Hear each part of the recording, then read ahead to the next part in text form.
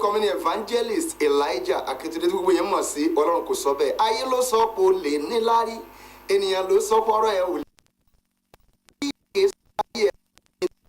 kíyèsí Ọlọ́run kò sọ bẹ́ẹ̀ o. Mo fi àkókò ìpè àwọ ẹ̀yin olólùfẹ́ mi, ẹ̀yin ẹ̀gbọ́n mi, ẹ̀yin bàbá mi ní ìpínlẹ̀ Ọ̀ṣun àti gbogbo ẹ̀ pé ètò Egba yìí, wow, ètò tó lágbára ni, ètò tí ó máa ń polówó àwọn olórin ẹ̀mí, àwọn ìpòsónú tí o gbọ́dọ̀ máa pàdánù rẹ̀ ni. God bless you as you join it.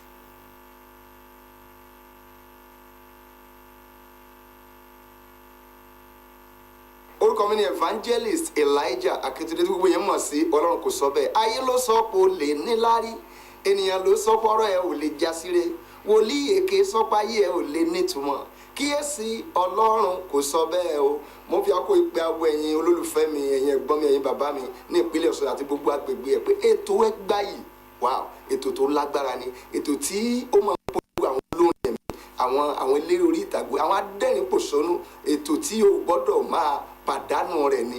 God bless you as you join it. Bless you as you join us. Ǹjẹ́ ṣoṣo ọba ẹ̀ la fi kàwó kùrù kẹrẹ ẹsẹ̀ làásùnsẹ̀ bàtà ó di ọlọ́sìn kéré-mìdì lónìí àfàìmọ́ ní tí ń kó ní mọ́ra. Ẹ̀yin ará lé ẹkú kàlẹ́ o. Ẹ̀yin olùgbọ́ mi ọ̀dẹ̀ ò dàbí. Mo mọ̀ pé tó bá ti di àkókò báyìí ẹ̀ ti gbèdì lé nǹkan ìjókòó yín tẹ́pẹ́ ikú ẹ̀ tó fẹ́ pàdé Olúṣọlá Àkànjí lórí ètò Egba yìí.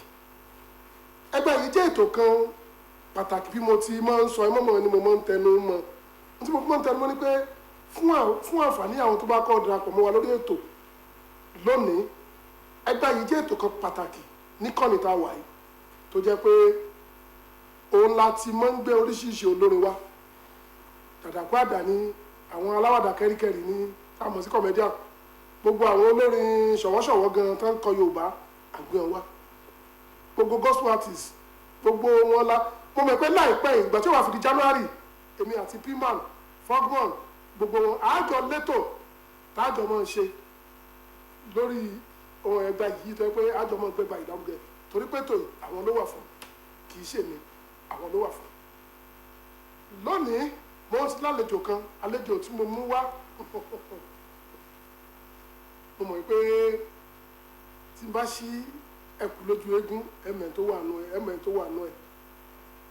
Àlejò tí mo mú wá ó jẹ́ ọ̀kan pàtàkì lórílẹ̀‐èdè Nàìjíríà, ó jẹ́ ọ̀kan pàtàkì nípínlẹ̀ Ọ̀ṣun, ó jẹ́ ọ̀kan pàtàkì nílùú Ọ̀wọ̀, Ìfọ̀n Ọ̀wọ̀, ó jẹ́ ọ̀kan pàtàkì lóṣogbo.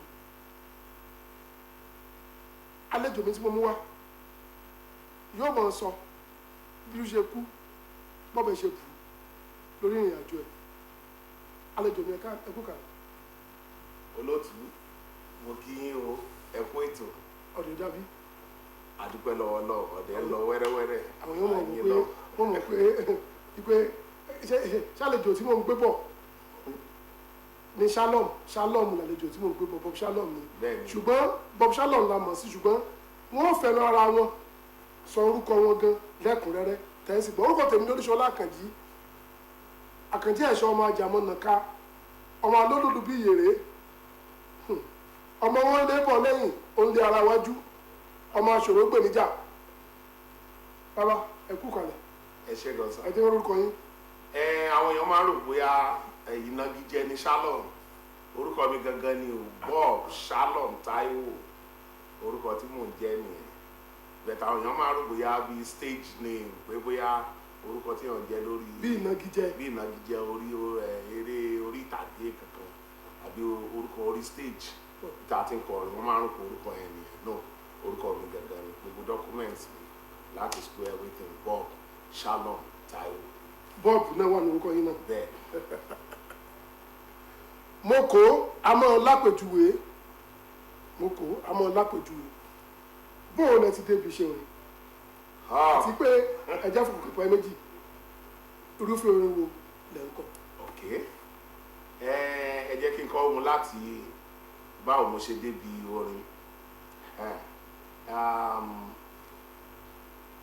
honestly mi rò pé màá di ẹni tó ń kọrin jẹun ẹni tó wà ń kọrin là ẹ understand àkọjẹ wà àkọlà wà a ti kọ àkọjẹ sẹ́yìn ṣùgbọ́n Ọlọ́run ti jẹ́ ká kọ àkọlà báyìí.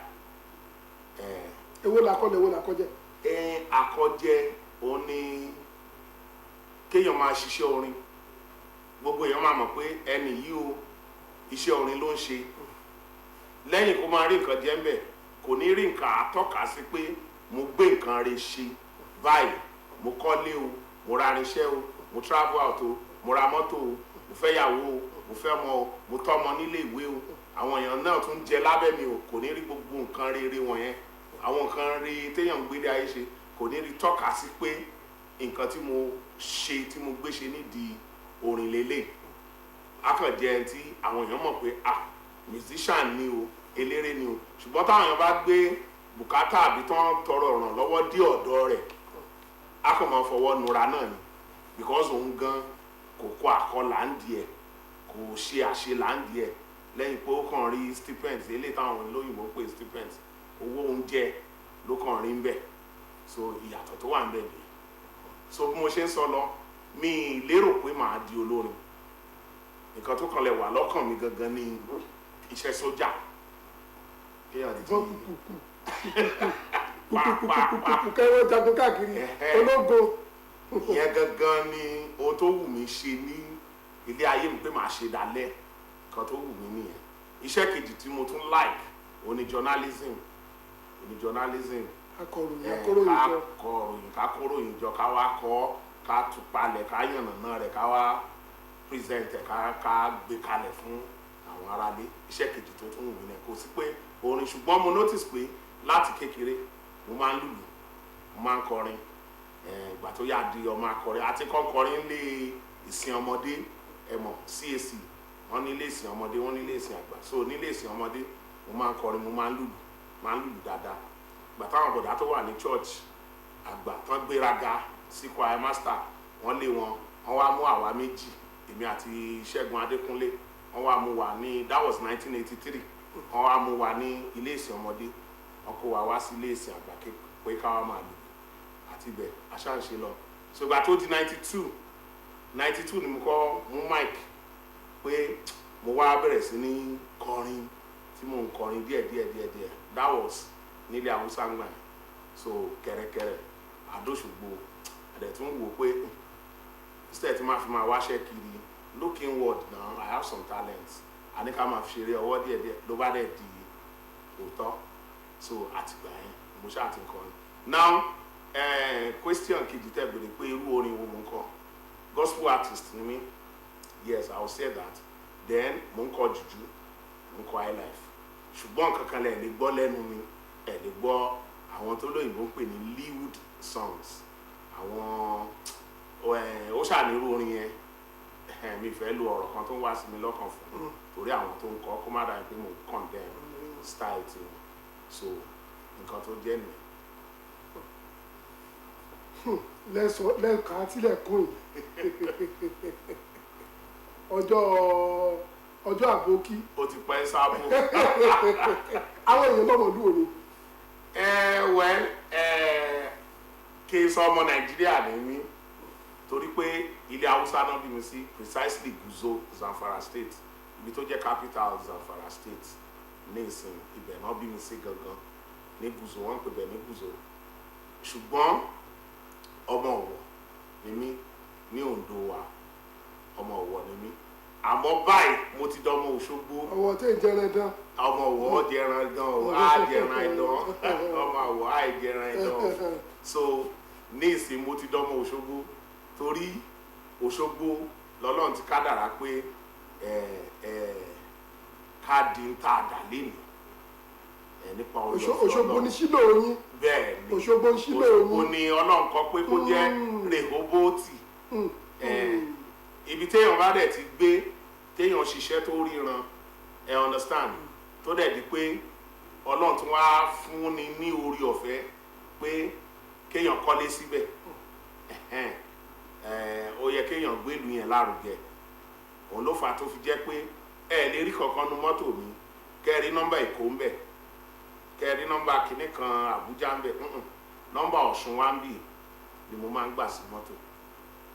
Ẹlòmíà wà lóṣogbo á ní ojú nọ́mbà SGB ojú nọ́mbà GNN ohun tí o kò tí èmi lójú o torí Òṣogbo pè mí Òṣogbo là mí Òṣogbo ni mo ti ṣe oríire so nọ́mbà Òṣogbo àfi mọ́tò mi tí ò bá tí ní nọ́mbà àmọ́ tí n bá máa gba nọ́mbà sí ìdá kí n gba GNN ọ̀ kí n gba SGB gbogbo mọ́tò tí mo lò. kí la lè porin láwùjọ. well orin pín sí oríṣiríṣi ọ̀nà orin jẹ́ ohun àmúniláradá therapeutic measure ẹ understand nǹkan tó lè múyàn láradá tí èèyàn bá sick ẹlòmíì tí ó bá sick ẹ jẹ́ n sọ kankan fún yín àwọn tó bá ní BP báyìí ẹ jẹ́ fún wọn ní oògùn kan àwọn tó bá ní BP kan wá bíi 30 minutes tí wọ́n á gbé bí fóònù wọn tó á gbé sẹ́gbẹ̀ẹ́ orin tó bá like kankan play ẹ̀ kan wá relax gbogbo ara wọn àwọn gárí pé ńgbà táwọn bá fi máa dìde ara wọn á ti wà òkè ara wọn á wà òkè dáadáa so orin máa múni láradá dẹnu orin tún jẹ́ nǹkan ayọ̀ ó jẹ́ a means of joy nǹkan ayọ̀ ní ilẹ̀ Yorùbá ẹ rí i pé à ń fi orin ṣeré Yorùbá ló ní genres à ń pè ní genres ìyẹn oríṣiríṣi music forms a ní àpàlà a ní dàdàkúàdà a ní fújì aláwúrèbé a ní jùjú a ní afro music tó ń gba ayé kan sìn ẹ rí i pé àwọn Yorùbá ló ní àwọn ọmọ Ìgbò gan ti ń kọ́pì wa báyìí ní ìsìn àwọn òyìnbó gan ti wá ń kọ́pì wa ní ilẹ̀ Yorùbá láti ní over 2,000 musical genres ní ilẹ̀ Yorùbá ní ìlú tó ti bí mi ní ìlú Ọ̀wọ̀ we have 206 musical genres ní Ọ̀wọ̀ nìkan ẹ jẹ́ ká wá wo Iléṣà style tó ń kọ ní Iléṣà ń sìn tó ń fi ń kọrin ó yàtọ̀ sí style tí àwọn Òkè Ògùn àtún máa ń lu bọ̀lọ̀jọ́ tó ń lu oríṣiríṣi ó tún yàtọ̀ sí tiwọn tẹ bá tún gbọ́ orin kan wà táwọn bàbá kan máa ń kọ lóṣogbo tó máa ń lu irin báyìí wọ́n pè ní aro ó tún yàtọ̀ kò síbi tán ti ń rí irú style yẹn ní Nàìjíríà ó sì ti yàtọ̀ sórí ìkálẹ̀. ó yàtọ̀ sí orin tẹ bá tún dọ́dọ̀ àwọn kálẹ̀ ẹ̀sìn tẹ dọ́dọ̀ àwọn làjẹ tẹ dọ́dọ̀ àwọn Ìjẹ̀bú ẹ tún rí pé oríṣiríṣi àwọn Ìbàdàn tún ní style orin kan ẹ tún wá àwọn Ìlọrin àwọn àtúngbé tuntun dé àtúnṣẹ́wẹ́lẹ́ àwọn yẹn tún ní ìyẹn náà so orin jẹ́ ohun tó pọ̀ gan tó tọ́lọ́run fi ń tọ́jú àwọn èèyàn káàkiri nílẹ̀ Yorùbá ti wà yìí o òun ló fà á tó jẹ́ pé bàbá fẹ́ ṣèkómọ àákọrin bàbá fẹ́ sílé àágbéléré àbí ká gba DJ ó máa play orin bàbá fẹ́ ṣe òkú àgbà àápeléré bá a tún fẹ́ ṣe wedding àátúnpeléré náà ni torí pé orin ti di ohun táwọn mathematicians tán pè ní integral ìyẹn ni pé kò ṣeé má múlò kò ṣeé yà ó ti di bárakú wa so that is music for you. tá a bá wò ó láwùjọ wa nígbà wáṣẹ̀ káríká pè nígbà wáṣẹ̀ torí àwọn bàbá wa Sàní Adé òbí láyé ìgbà tí wọn a máa kọrin wọn a máa fún ọ̀rọ̀ ránṣẹ́ síra wọn tẹ pé gbàkàtì ẹ̀gbọ́ pé tá a bá ní tí Sàní bá kọrin òbí ló ń bá wí tí òbí bá kọrin Sàní ló ń bá wí ọ̀rọ̀ rádaràda àwọn ò gbọ́dọ̀ gbọ́ mọ́ irú àwọn nǹkan báyìí awárí kó dàbí ẹni pé ó tún fẹ́ máa rúgbó bọ̀ láàrin àwọn olórin mo wá rí kó dàbí ẹni pé àárín àwọn onífújì ló tún ti ń rúgbó bọ̀ ojú wo lẹ fi wo orúkọ orú nǹkan báyìí àti pé ṣé kò sí jìyà fún ọmọ ẹgbẹ́ yín kọ̀ọ̀kan tó bá yájú sí ẹni tó jù lọ ní àwùjọ olórin ni. ẹ ṣe olóòtú ṣe rí ìbéèrè tẹ́ béèrè yẹn ìbéèrè ńlá ni àwọn Yorùbá ní àìfàgbàfẹ́ nìkan ni ò jẹ́ kí ayé ogun tó ṣe bí òwe gbogbo ẹ̀yà àgbàtẹ̀wà lé àtẹ̀yìntẹ̀wà gbí náà. Number one àkọ́kọ́ tí kò bá ti sí pé a fi àgbà fún ẹnìkan pé lágbájá o aṣíwájú wa ni o for example ní Ọ̀ṣun wa ń bì ní ìpínlẹ̀ Ọ̀ṣun táwa wà yìí o anywhere Ifẹ̀ Iléṣà Ìlá Ìwó Òṣogbo anywhere Ìkirè gbogbo ẹ̀ lọ́ba yẹn títí dáwọn odò Ọ̀tìn Ìkìrun kankan yẹn number one olórin táwa mọ̀ níbi tí a lè gbà fún òní Dr. Gbenga Falọpẹ́. So anybody tó bá wá sọ pé òun ò gbà fún Falọpẹ́ báyìí kò sírù ipò tó lè dì mú tí Gbenga Falọpẹ́ ò ti jù lọ. Ẹni tó ṣe pọ́nà tí kádàrà fún kó jẹ́ olórí gbogbo olórin Nàìjíríà, ipò wo ló wá fẹ́ dì mú lọ́sùn tó máa sọ pé ó ju Gbenga Falọpẹ́ lọ. Then Gbenga Falọpẹ́ has been here. Kí wá sọ pé torí pé èmi náà ti ń kọ highlife báyìí wọ́n ti wá mọ èmi náà kí wá ní mo lọ yájú sí Gbenga Falọpẹ́. Ṣé mọ̀ pé àkọ́kọ́ mo ti kọ́kọ́ tọrọ àrífín lọ́wọ́ gbogbo àwọn ọmọ tó bá ń tẹ̀lé mi, mo ti kọ́kọ́ tọrọ àrífín nìyẹn. Ẹ̀kejì, mo ti tàpá sí ìṣẹ̀ṣe. Ìṣẹ̀ṣe omi pé ọ̀rọ̀ ẹ̀sìn o ohun àbáláyé òun ní jẹ́ ìṣẹ̀ṣe. Wọ́n ti bẹ̀rẹ̀ bó ti wà, àwọn làwọn onígbàgbọ́ pè ní bó ti wà láti kọ́ ṣe. Mo ti tàpá sí ìṣẹ̀ṣe nìyẹn. Ìyẹn ni pé orí àgbà yẹn, orí Falọpẹ́ yẹn ó máa dá fún mi torí pé mo ti rí fín. Ọmọdé tó bá dẹ̀ rí àgbà fín kò fẹ́ dàgbà nìyẹn. Now irú yẹn wà nù music tó jẹ́ pé ẹlòmíì torí pé ó ti kọrin níbi kan báyìí, ó kọrin níbi kan báyìí, ó kọrin níbi kan báyìí, ìwọ náà wà wá rí ara ẹ bí àwọn tó bá níwájú. èmi tí ẹ̀kọ́ rò pé fi ń pawó ni. No, ó máa ń ṣẹlẹ̀ o, ó máa ń ṣẹlẹ̀ dáadáa. nípa ìjọ pé àmọ̀ sí pé.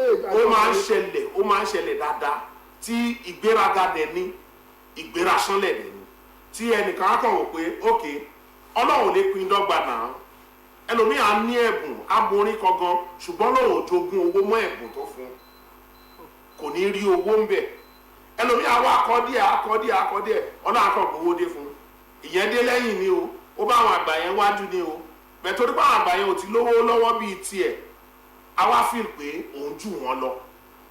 Irú ọmọdé bẹ́ẹ̀ ó ti mọ̀ pé ìsídà kóun rí kú òjijì, ìsídà kóun rí ìṣubú nínú iṣẹ́ yẹn kóun rí he ọkùnrin àìsàn he torí àwọn tó láyé máa bí in tó dẹ̀ máa ń bí ní gan, in tó máa ń bí ní gan ó tún máa bí kíní yẹn máa bí létà pé kí ló dé tó rí àgbàfín, kí ló dé tó kọjá àyè ẹ̀. Tó bá sọ pé àgbà àwọn tó wà wájú nìyẹn, wọ́n lè má lówó lọ́wọ́, wọ́n lè má ní charisma, báwo náà kí ni charisma Yorùbá ẹgbẹ́ ẹ bá mi gbà bẹ́ẹ̀, wọ́n lè má ní, ṣùgbọ́n ẹni tó jẹ́ àgbà yẹn ò gbọ́dọ̀ rí fín.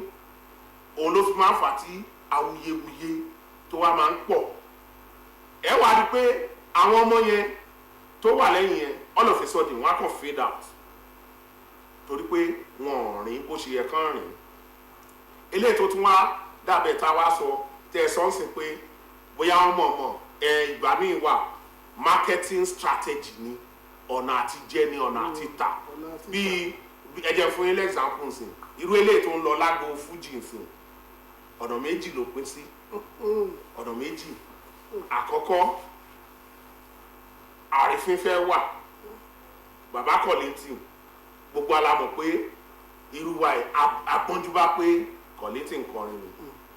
Kollington àti Barrister lọ́nà kádàrá pé kíkiní wọ́n yọ gan lẹ́yìn ìgbà tí Àyìnlá Ọmọwúrà ti fade out kúrò ní ojú bọ́ọ̀dù yẹn gbà yẹn. Barrister Kollington àwọn méjèèjì yẹn ni star wọn yọ gan. At the end of the day àwọn kọ́nà fún ọ̀run kẹ́ Ìlọ̀rí Lateef, àwọn Ìlọ̀rí Lateef ló kọ́ jẹ́ ọ̀dọ́ tó hit gan. Ẹ bá gbọ́ life ẹ bá gbọ́ life Ìlọ̀rí Lateef yóò mọ̀ pé bọ̀bọ́ yẹn ń kọ ṣége. Òun ló kọ́ bẹ̀rẹ̀ àlùjó ṣàjẹ́ anything tí gbogbo àwọn tó tẹ̀lé wọn tán wá bẹ̀rẹ̀ sí ní kọ́ style yẹn. Mi rí ẹ tí n bá analyse, mo máa analyse orin tí n bá ń gbọ́. Mi rí ẹni tó ń kọ fújì tó jẹ́ set àwọn tó tẹ̀lé Barrister tí òun nínú orin Ìlọ̀rí Lateef. Mi ò rí. Ìlọ̀rí Lateef ó kú ní December 28, 1988. Ọdún tó kú nìyẹn, ọjọ́ tó kú nìyẹn kọ́lọ́ fún. So ẹ rí i pé nígbà tí Ìlọ̀rí Lateef kú, àwọn ọmọ ẹ̀ tọ́bọ́ sẹ́yìn àwọn Alhaji Àyìnlá Kollington, orin wọn yàtọ̀. Àwọn ọmọ ẹ̀ ló bá ṣe àwo tó ń pè ní Fuji Megastar. Fuji Megastar gbàgbàdìgbàdì gbẹ̀gbẹ̀. Lẹ́yìn ẹ̀ wọ́n ṣe joyoyo, lẹ́yìn ẹ̀ wọ́n ṣe kàṣàbùbù, àwọn nominative àwọn ló wá lọ lùlù fún gbàtọ́gà àwọn ti jíkè bẹ́ẹ̀ ni lọ́nà lùlù fún general Kollington Àyìnlá ẹ̀rí pé orin wọn ó tàn ó yàtọ̀ torí pé ọwọ́ tó ń fi bọ́gà wọn ṣiṣẹ́ lọ́ fi bá bàbá yẹn ṣiṣẹ́ orin wọn kàn blow ni but àwọn tó wá tẹ̀lé àwọn bàbá yìí nígbà tí Ọlọ́run ti pé Síkírù Àyìndé Barrister Dr. Síkírù Àyìndé Barrister tọ́lọ́run ti pè wọ́n sọ́dọ̀ àwọn tó wá tẹ̀lé wọn some of them wọn ò fẹ́ gbà pé Ọlọ́run fún GKA ní ipò aṣíwájú báyìí wọn ò fẹ́ gbà àwọn tó dẹ̀ wà lẹ́yìn àwọn tìyẹn náà mi fẹ́ dárúkọ anybody àwọn yẹn náà wà á fẹ́ gbà pé ìwọ tó gbà fún ẹni tó yẹ kó jọ̀gá wa tó wà ní gbà fún ẹ torí Yorùbá máa ń sọ̀rọ̀ kan wá ní ẹni tó sìnkú ẹ̀gbọ́n rẹ̀ ní ìsìnkúsì ó ti fi bí àwọn ó ti fi hàn àwọn tó ń bọ̀ lẹ́yìn rẹ̀ bọ́n ṣe máa sin òun náà ní ọ̀la ni so ìwọ tó gbà fún ẹ tó wà wájú ẹ báwo ló ṣe expect káwọn tó wà lẹ́yìn ẹ kàn gbà fún ẹ ẹni yẹn náà ó dẹ̀ fọgbọ́n ṣe ìgbà tó rí pé kíní yẹn ti fẹ́ máa le ó tètè ya come out ó ṣe orin kan kíní kan everybody ẹ̀rí pé kíní yẹn ó dá iná ṣùgbọ́n ẹni tí kíní yẹn ṣe fún Fuji ẹ jẹ́ kí n sọ Fuji ó tún ti ń lọlẹ̀ fame Fuji àwọn hip hop àwọn amapiano ó tún ti gbà ṣùgbọ́n ní ìsìn lọ́wọ́ táwọn nísìn táriwo awuyewuye tún ti wá dé everybody olùkàkùn dìde TikTok yo Facebook ọmọ tí o tó kẹ̀kẹ́ gẹ́gẹ́ everybody ní interest kí ló ń ṣẹlẹ̀ gan wọ́n bẹ̀rẹ̀ sí ní gbọ́ àwọn orin táwọn pípín yẹn kọ the more tẹ́ ẹ ṣe ń ṣí TikTok tẹ́ ẹ wo kíní yẹn làwọn pípín yẹn pawó tiwọn bẹ́ẹ̀ ni the more tẹ́ ẹ ṣe ń ṣí Facebook tọ́wọ́ làwọn náà pawó so marketing strategy máa wá irú táwọn bàbá òbí sàn nígbà yẹn tẹ́ ẹ sọ náà àwọn marketers wọn náà máa wá pé ẹ̀wù ẹ̀jẹ̀ adájà alẹ́ lára ẹ̀ fans wọ́n á kàn pick orin kan ẹnìkan kan introduce ẹ̀ á kàn interpret ẹ̀ pé kì í ṣe tí onígìtá sọ nìyẹn o Bọ́baládé ọmọ wọ̀ ló ta gìtá yẹn tán ní òbí yóò bá fúnra. kì í ṣe nǹkan tó fi kì í ṣe ẹni ẹlẹ́ni sọ àwọn fans wọ́n kàn pé ní. àwọn burú lọ́wọ́ ìgbà. wọ́n kàn pé àwọn yẹn náà oríṣiríṣi so á jẹ́ kí àwo yẹn ayé àwo ni táwọn èèyàn máa ń sáré lọ́dọ̀ àwọn tó ń tàwé irú àwọn bàbá àgbà láyé tó ń tàwé gbogbo ẹ̀ àwọn èèyàn máa lọ kún ṣọ́ọ̀bù wọn ṣóbe yẹn ti jáde ṣé sọ nìyẹn ṣó ti fún lésì ṣé ṣàláwá ṣó ti dá Kollington lóhùn ṣé Kollington náà ti bú padà oríṣiríṣi báyẹn so marketing strategy náà máa wà mẹ́. marketing strategy torí ẹ̀rọ ìdílé pé torí mi fẹ́ ní ìdálù níṣèlú eégún ní gbowó òde ibì kan èmi wò pé ó yẹ kí tọ́kálófin wà tẹ́ bá ti jà lẹ́nu níbi iṣẹ́ orin o sáksẹ̀ tó gbà rè bóyá ìjìyà rè. ìjìyà máa ń wà irú pima nísìn tí o bá jà lóde as pima member pé wọ́n pè ẹ́ lóde báyìí o wá débẹ̀ o wá lọ jà ní ọ̀dọ̀ olóde o ti mọ̀ pé o ti jẹ fine ó kéré tán ó bẹ̀rẹ̀ láti 50,000 sí 100,000 tí ẹni tí ó pè ẹ́ lóde tó bá wá fẹjọ́ ẹ̀sùn pé ẹni ó máa jà lóde mi o àbí wọ́n pè ẹ́ lélẹ́rí ó wá lọ gbé eré mi ó wá disappoint àwọn ẹni tó bá fẹjọ́ ẹ̀sùn wà á kọ́kọ́ dá owó eré tó gbà yẹn wà á dà padà tẹ́ni ẹ bá tún wá fọlọ́pàá gbé ẹ tó ń gbé fi lọ́ọ̀yà gbé ẹ ìtọ́jú ẹ bá bà ń bẹ̀ wà á fara mọ́ so discipline wa òun la fi máa ń sọ fún àyàn pé kẹ́ ẹ tó gbé eré fún anybody ẹ béèrè pé ṣó wà ní P-man dẹ́ kì í ṣe pé ṣó wà ní P-man lásán o ẹ béèrè lọ́wọ́ ẹ̀ pé ṣé o ń lọ meeting déédéé. ẹ tó bá ti gbọ́ bọ́ọ̀lù ẹ̀yìn fẹ́ mọ̀ ẹ tí mo fẹ́ nítorí mo bọ̀ bẹ́ẹ̀ bọ́ọ̀lù ẹ̀yìn fẹ́ mọ̀ bọ́ọ̀lù ẹ̀yìn fẹ́ mojúlówó ọmọ P-man ọmọ ẹgbẹ́ P-man gan. ẹ ṣe bọ́ọ̀lù ẹ̀yìn ṣe mojúlówó. ẹ ṣe ẹ jẹ́ ńlá báyìí sìn a ní P-man a ní goman a ní fogman a ní isman a ní fuman P-man ní ìyá gbogbo àwọn ẹgbẹ́ tí mo dárúkọ yẹn goman Gospel Music Association of Nigeria Gospel Music Association of Nigeria fogman Fellowship of Gospel Musicians Association of Nigeria a ní isman Islamic Musician Association of Nigeria, a ní FUMAN, Fuji Musician Association of Nigeria. Àwọn DJ náà wà ńbẹ̀, Dejan, àwọn DJ náà wà ńbẹ̀, gbogbo wọn ló wà lábẹ́ PMAN, because PMAN ní trade union. PMAN ò ní trade union tí Nigeria recognize, tá a jẹ́ part and parcel ara àwọn NLC. Ẹ rí i pé tó máa ṣe Workers' Day ní stadium, PMAN náà máa wà ńbẹ̀. Now under PMAN ní gbogbo àwọn ẹni tí ń operate, ṣùgbọ́n oníkálukú ló ní limit ibi tó ti lè operate. Ẹni tó bá wà ní PMAN gangan, àtún ní Ajum, ṣùgbọ́n Ajum ò sí lọ́ṣun, Ajum ò sí ní Ọ̀ṣun bí. Ajum ní àwọn Juju Musician Association of Juju Musician.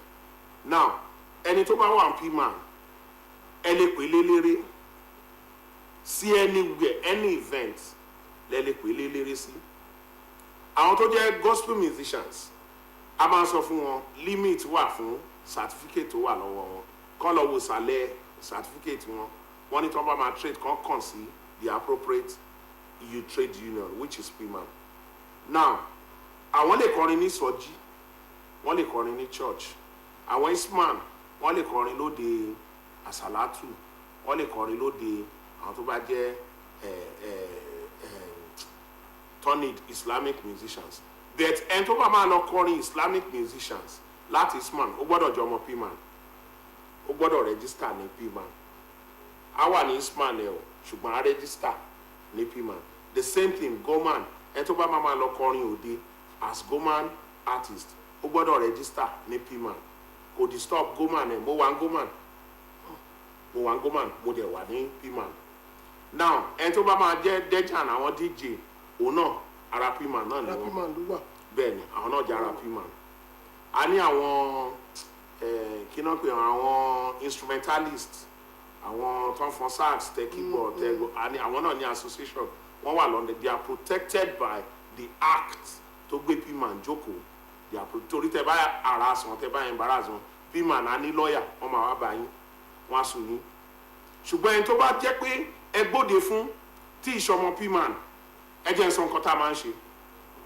Àwa ìjà lóde, tá a bá ti wá tarí pé okay o, ẹni yìí o impersonation ni, because eléré tí ò bá sí, ẹni tí ò ń ṣe ọlọ́pàá ń sìn, no ẹ tẹ̀ já kúrò ń bí ọlọ́pàá, ẹni tí ò ń ṣe journalist, ọmọ ẹrú tí ń fira ẹ̀pọ̀ bá, ẹni tí ń ṣe journalist nìsín tó wá lọ ń gbé kinní níbi òde tó lóun òun interview àwọn èèyàn tí wọ́n ń gbowó lọ́wọ́ àwọn èèyàn, ṣe mọ̀ pé tẹ́yìn UJ bá mu wọ́n lè sùn ẹ̀ torí pé ó fẹ́ borúkọ association yẹn, Nigeria Union of Journalists, ó fẹ́ borúkọ wọn jẹ́.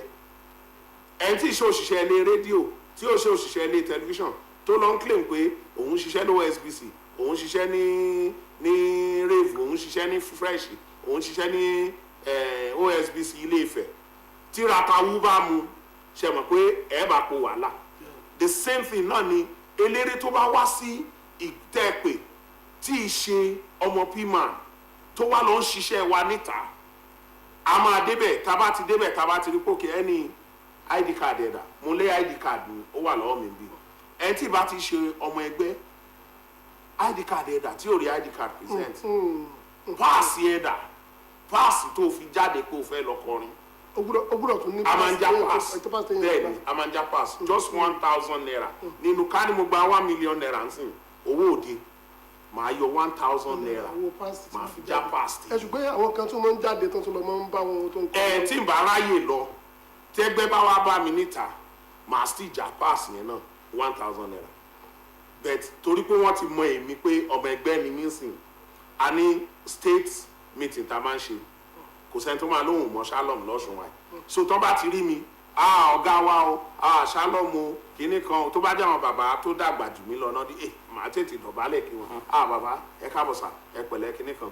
Yàtọ̀ sí pé mo já 1,000 naira pass, mo gbọ́dọ̀ tún ṣọmọlúàbí fún àwọn bàbá tó wáyé, mo gbọ́dọ̀ ṣe lámẹ̀tọ́ torí àwọn àgbàgbà wa. Mo fẹ́ wá tẹ̀lé pé gbogbo bàbá à ń bọ̀ bẹ́ẹ̀ bàbá parí yun, àti lọ́wọ́ parí ìdáhùn yẹn, àwọ̀dì ẹ mọ bọ́rọ̀ yín. So mo gbọ́dọ̀ ṣe lámẹ̀tọ́ fáwọn bàbá yẹn pé wọ́n wá bá mi, kì í ṣe pé màá léjú mọ́ wọn pé kí làwọn bàbá yẹn wá, no, mo gbọ́dọ̀ yẹ wọn sí. Nínú àlùbáríkà tí wọ́n gan ni màá tún fi tà lóde ńjọ́ yẹn. so ẹni tí ó bá wá gbére fún ẹni tí ò rí id card tí ò rí páàsì ó ti mọ̀ pé eré ẹjọ́ yẹn ó wà at risk. Nǹkan tá a máa ń ṣe nìyí tí task force tán bá ti dé báyìí tán bá ti rí ẹ wọ́n á wo ẹni yẹn aláyé bros ẹ̀gbọ́n sir id card yín dà pass yín dà tẹ́ni yẹn ò ní wọn ní bàjá o ọlọ́pàá yóò ti wà nítòsí ọlọ́pàá kan máa wá bá pé bros wọ́n fẹ́ rí yín ní station wa wọn ní bàjá wọn ní ṣe anything aṣàrà dé station tó bá dé station kò sí jà wọn á gbé jókòó inú ẹ̀ ni àwọn lọ́ọ̀yà wa wọ́n á ti bẹ̀rẹ̀ iṣẹ́ lórí ọ̀rọ̀ ẹ̀ tó bá máa fi di 5 o'clock wọ́n á ní kó wá máa lọ ná kó lọ dáhùn sí kó lọ báwọ̀ eléré tó bá máa di bí 4 bí 5 wọ́n á ní kó wá bá àwọn tó gbére lọ́wọ́ wọn ṣùgbọ́n tẹ́nìyẹn bá ní lock a tún ní nǹkan tá a máa ń ṣe o tó lóde tó bá bá ojú rere pman pàdé níjọ́ yẹn immediately tí wọ́n gbé ẹni yẹn náà ti máa fún yín ní eléré tó beat ẹni yẹn ×10 tó nà pa tó jẹ́ pé tó lóde gan bá ń gbọ́ voice tí ó ń jáde lẹ́nu ẹni tó ní kó kọrin tán ní tẹ́gbẹ́ ní kó kọrin fún inú ẹ̀ gan máa dùn ó ti ṣẹlẹ̀ rí ní technical college ọmọ ẹgbẹ́ wa kan ó ṣàṣemọ́ṣe ìyẹn tẹ̀jọ́ ọmọ ẹgbẹ́ bẹ̀ tó ṣàṣemọ́ṣe wọ́n ti sọ fún pé kó má lọ òde wọ́n ti ban ẹ̀ pé kó má lọ òde pé ọ̀ǹtí tó bá rà ìjìyà tán fún nìyẹn torí pé ó jà lóde ìyẹn jà ó lọ bí show kan wọ́n wá jà ń bẹ̀ wọ́n gbára wọn lẹ́sẹ̀ẹ́ tó ń nara wọn gan bẹ̀ tó bá wọn lóde jà so wọ́n ti wá ban ẹ̀ pé kò gbọ́dọ̀ lọ òde for 3 months so wá lọ àwa gbọ́ pé wà ní technical school jíde bẹ̀ tá a dé bẹ̀ báyìí òun gan tiẹ̀ ti kọ́ dákú bó ṣe rí wa ó ti dákú tó ti ń kọ̀kọ́ kúkọ̀ lórí stage akàn rẹ́rìn ni aṣáàdúró tì létà lání àwé bọ́lẹ̀ lórí stage àti kéléré mẹ́ta dání tó bì tẹ̀ àmọ́ standard ara wa náà ọmọ tó ní kálukú wọn bẹ́ẹ̀ ni àti mọ́ tó wọn àsìkò èèyàn mẹ́ta dání tí wọ́n níṣẹ́ ń jọ yẹn tí ò sí òde fún wọn tá a kó dání ó yá olódèdè kìíní àwọn tó mọ̀ wá náà ẹ mọ̀ àwara wa lóṣùgbò ṣálọ̀ mẹ́jọ mo ní mọ́mì ẹ má wọlé ẹ ní problem inú yín gan máa dùn sẹ́yìn bá a ṣe ní kẹ́ni àkọ́kọ́ bọ́ sórí stage tẹ́ni ẹ bẹ̀rẹ̀ orin báyìí everybody kọ́ wẹ̀yìn pé voice eléyìí tún yàtọ̀ sí ní tá à ń gbọ́ látàárọ̀ àdẹ̀ní kí àwọn méjì tó kù kan dúró so tẹ́ni bá ti kọrin bíi 1 hour aṣọ di carnival mọ́ wọn lọ́wọ́ olóde gan at the end of the day ó bùn wá lówó tínú ẹ̀ gan dùn tínú ẹ̀ dùn so a lè ṣèyẹn fún yàn bẹ́ẹ̀ ìjọ tẹ̀ bá bójú rere pàdé ẹ gbàgbé a máa gbé kúrò ní ẹ̀yin lẹ́lẹ́mọ̀ bẹ́ẹ̀ ṣe máa wé lére yín kankan because ẹni yẹn impersonate iṣẹ́ wa so kẹ́ tó gbóde fẹ́lẹ́rẹ́ ẹ béèrè ṣọmọ ẹgbẹ́ ni ẹ ṣóun ṣe dáadáa ṣóun sanwó nu ẹgbẹ́ because irú period tá a wà yín sìn irú weekend yìí báyìí sìn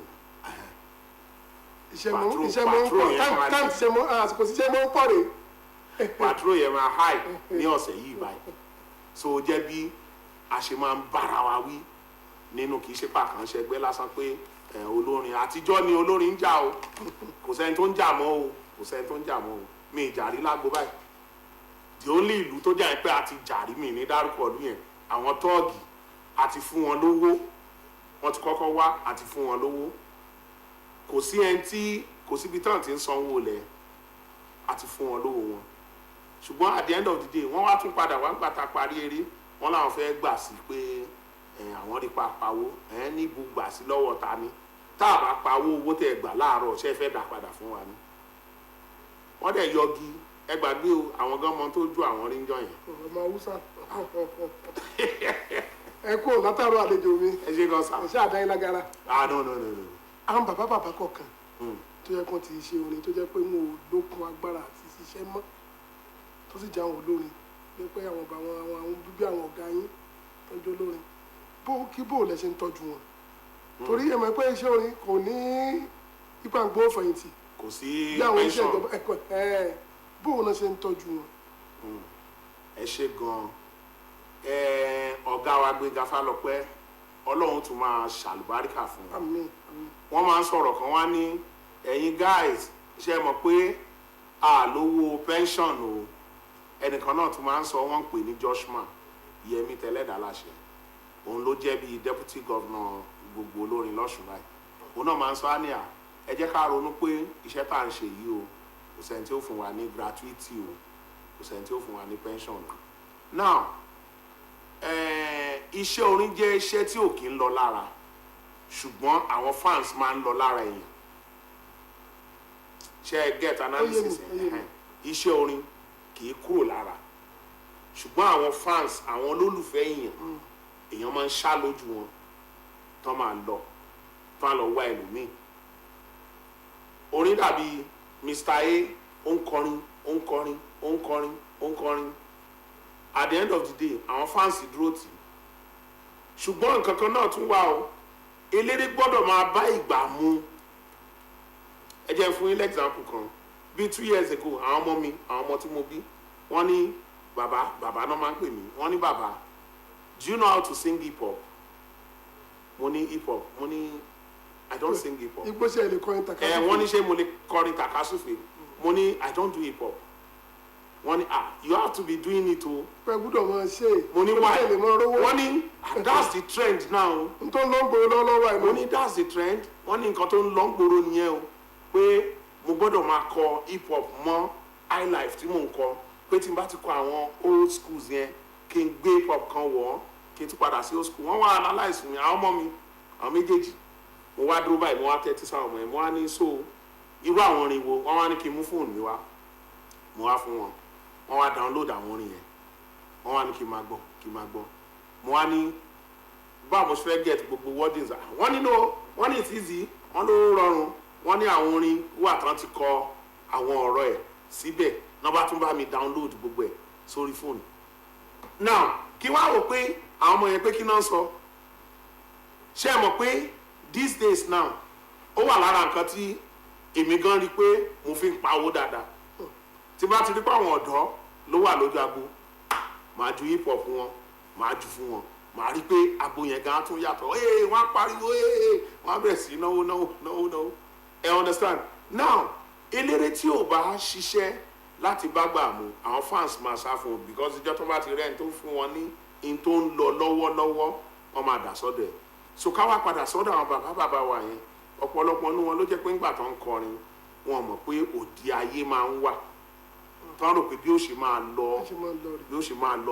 lọ nìyẹn ṣùgbọ́n bí ìbéèrè yín one tá a bá lọ meeting irú state governor wá sí Alhaji Ibrahim Arafalujona àwọn náà kọ Arafalujona ẹ̀dá ò sì fẹ́ kú Ọlọ́run kádàrá pé ó yọ̀ǹda ọpọlọ fún bàbá yẹn tó pọ̀ gbogbo àwọn àgbààgbà tó bá wá sí state meeting lóṣooṣù tí èmi mọ̀ o náà máa ń fún lówó náà máa ń fún wọn ní envelope wọ́n máa ń fún wọn lówó ní local levels irú Òṣogbo sìn a ní local government mẹ́ta Ẹgbẹ́dọ̀rẹ́ wọ Òṣogbo Ọlọ́ndá àti Òṣogbo fún rẹ̀ àwọn alága tó wà ń bẹ̀ táwọn bàbá yìí náà bá wá meeting each meeting tá à ń ṣe lọ́sọ̀ọ̀sẹ̀ wọ́n máa ń fún wọn ní nǹkan irú èmi o irú ọ̀gá Fálọpẹ́ ẹ̀jẹ̀ ń dúró bí àwa méjì yẹn mo mọ̀ pé kò sí ìjọ́ tá a pàdé àwọn bàbá wọ̀nyẹn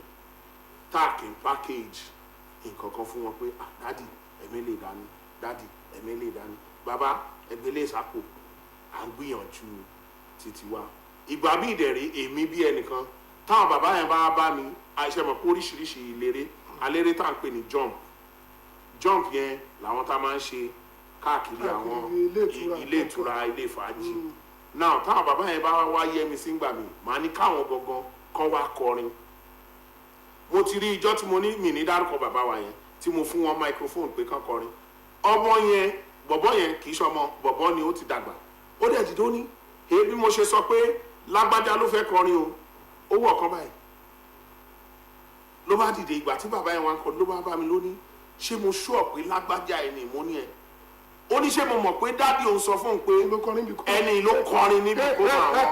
níbi kó mọ̀ ó ní ṣé pé bàbá yìí ṣe wà láyé ó dẹ̀ mú 20,000 ó dẹ̀ lọ ná fún bàbá yẹn God is my witness mi ìyọ́ wá náírà ní owó bàbá yẹn mo sọ fún mánéjà mi mo ní ẹ kó owó bàbá ẹ kó sí wọn lápò so ara àwọn tí a máa ń ṣe láti encourage wọn náà nìyẹn.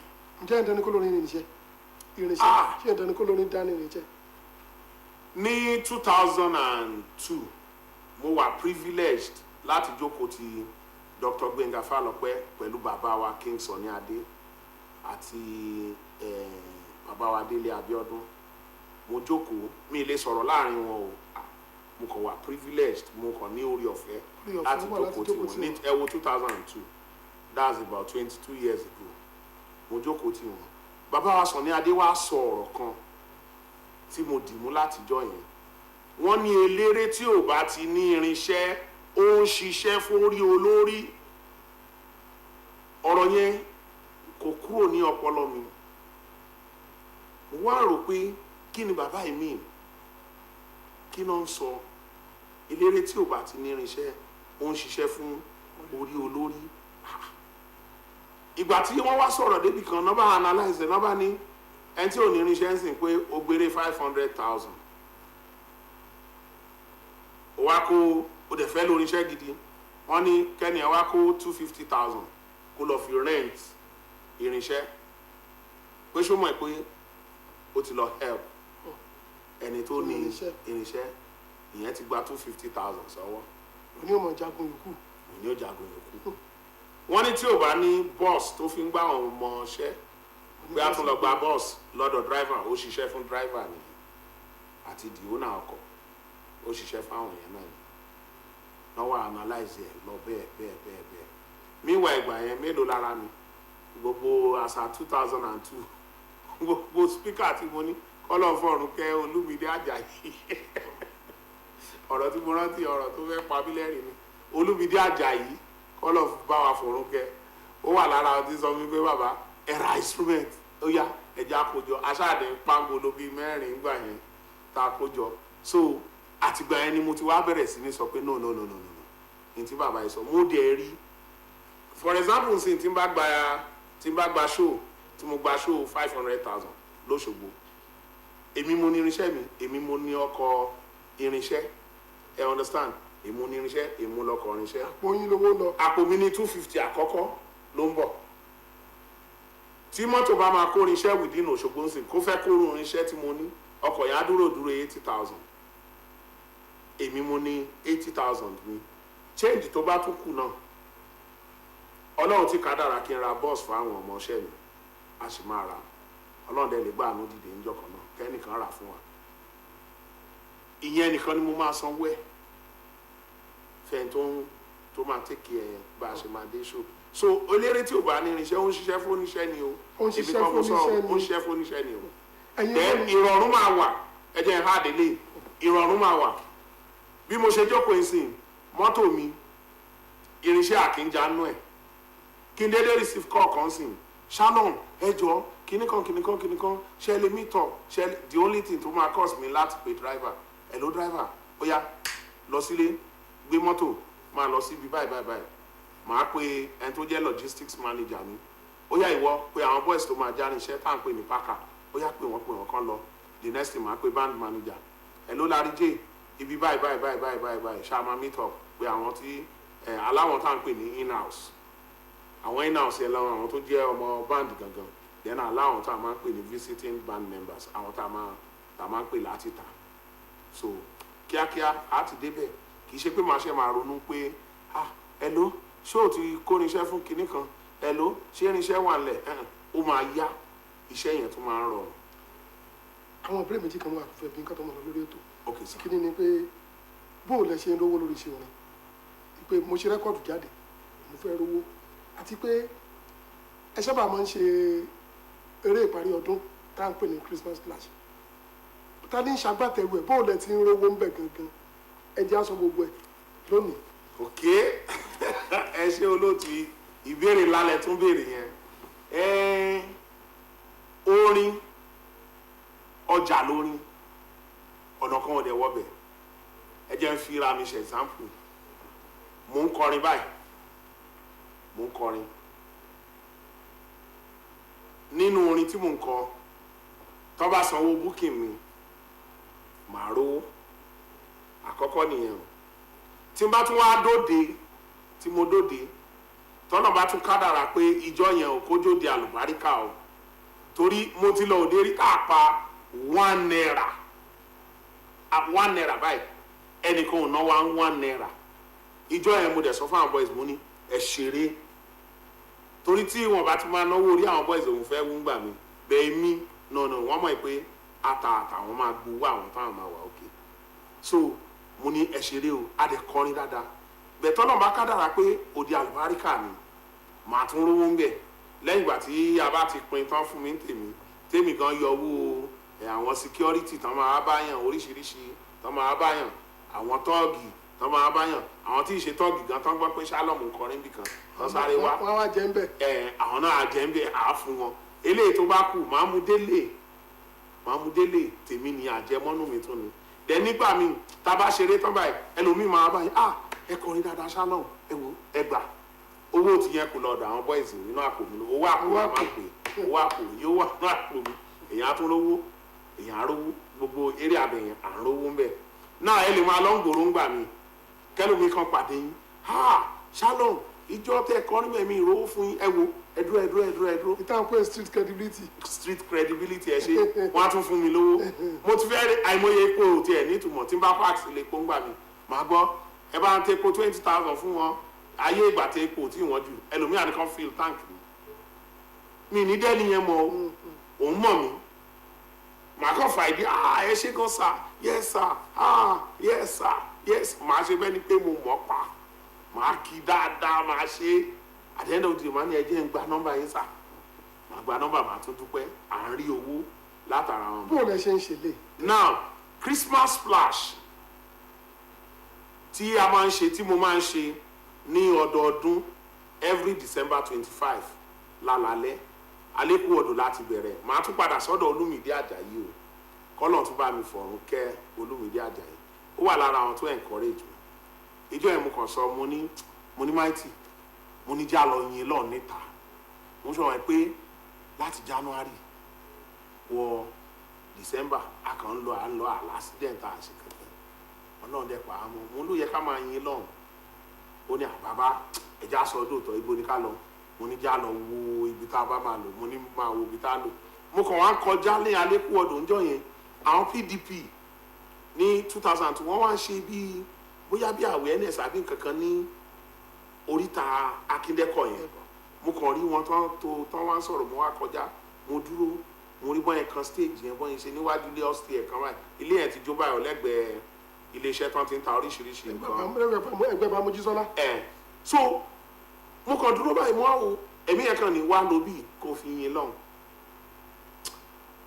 mo ṣe kò tí ì sí fóònù mo ṣe tún wó Olúmídé kan nìyẹn wá ní Olúmídé mo ní mighty mo ní mo ti rí tá a máa lo labá lọ bẹ̀ labá lọ wò ó ń lo mọ́tò starlet blue kan báyìí kékeré kan báyìí labá kóra labá lọ bẹ̀ the following day I can decide bá a ṣe plan ẹ̀ nìyẹn bá a ṣe bẹ̀rẹ̀ a kàn lọ tó speaker bíi mélòó tẹ́ mo nígbà yẹn a kàn ń kọrin àwa kàn ń kọrin tiwa ní lèrò bá dẹ̀ ń péjọ náà ń wò wá so bó ṣe di nǹkan tá a wá ń ṣe ní ọdọọdún tó wá tóbi ìgbà tó yá ibẹ̀ yẹn kò gbà wá mọ́ la move sí Freedom Park bàtà move sí Freedom Park bàbá wa kan wà tó ń ṣe ìsọjí ní Freedom Park nísìn wọ́n ti bẹ̀rẹ̀ bíi some years ago náà gbà tí mo rí pé mi fẹ́ ká máa ní clash of interest a move sí ibi Freedom Park tó wà lálẹ́kù ọ̀dọ̀ yẹn again later ibẹ̀ yẹn sì wọ́n ti sọ di ibi sports arena kankan la fi wá ń lo Ọba Adéńlé Park bàtà Arẹ́gbẹ́ ṣe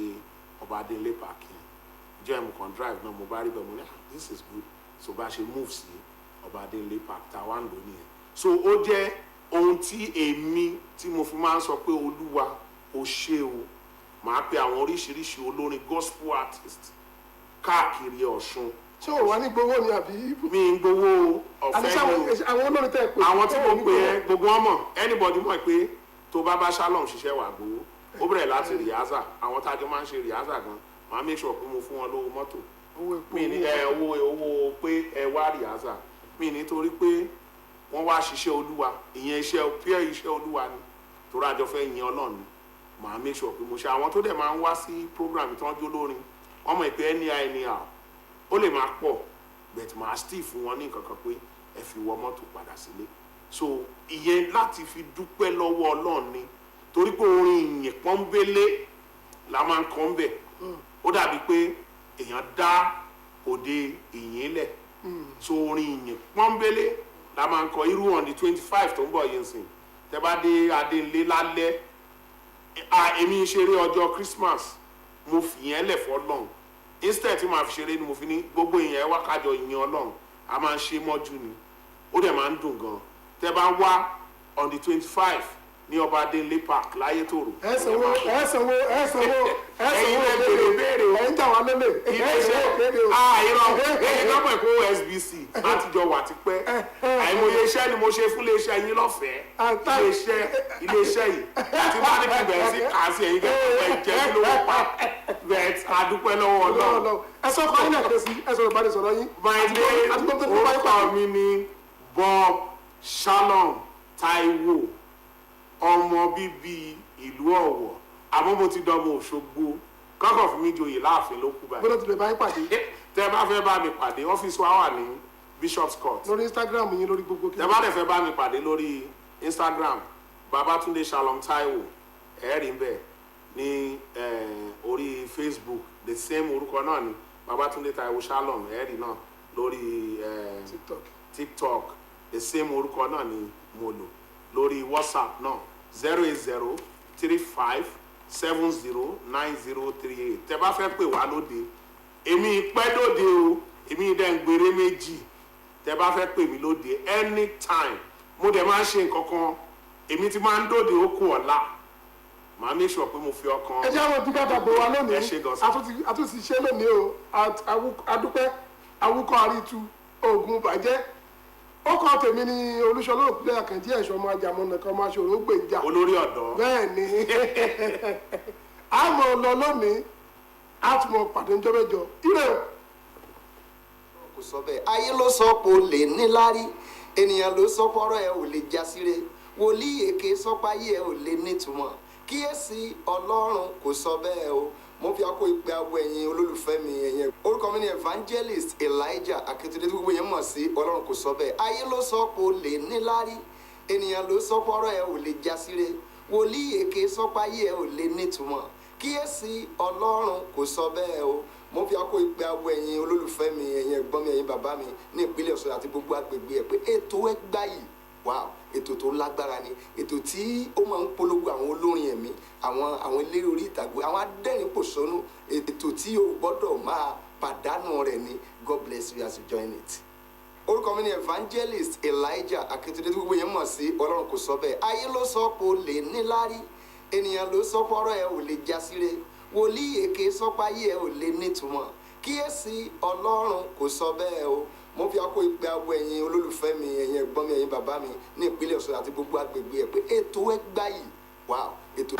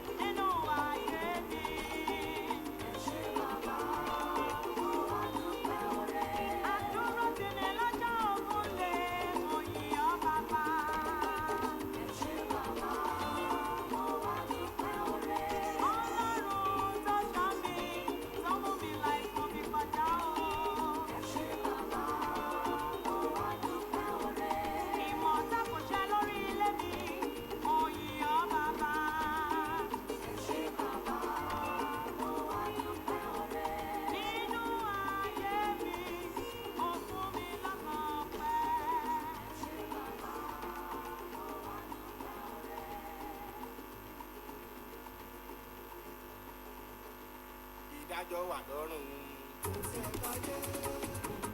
ọmọ ayé ni wọ́n ń jà lọ́rùn. èjì ẹ̀yìn náà wà lọ́rùn. àlùkò náà ń fẹ́.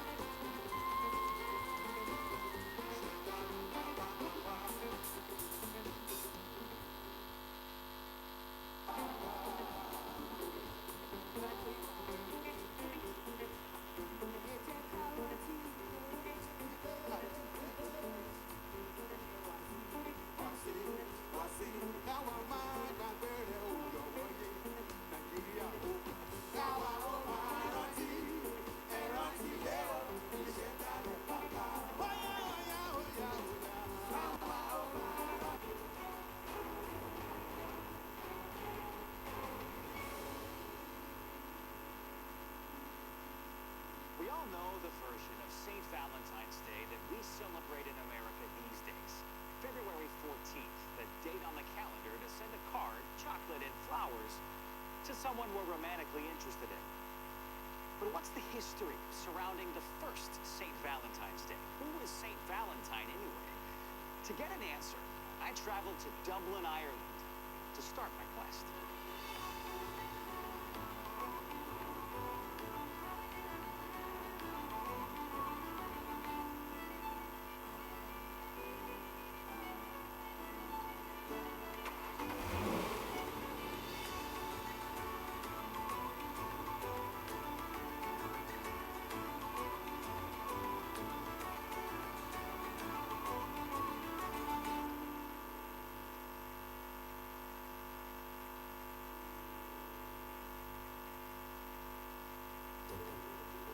When were they created and for what purpose?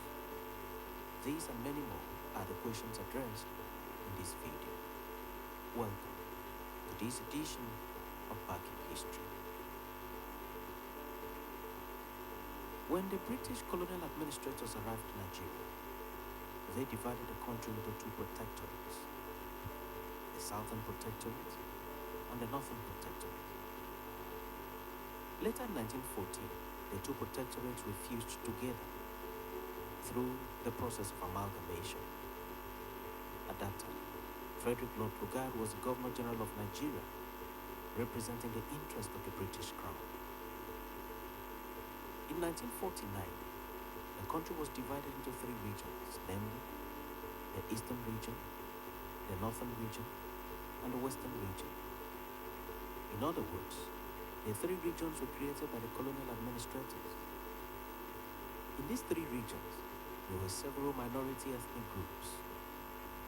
These groups would later agitate for recognition as states. The regional arrangement continued up to the time of independence in 1960. In 1963, a fourth region was created and named the Midwestern region.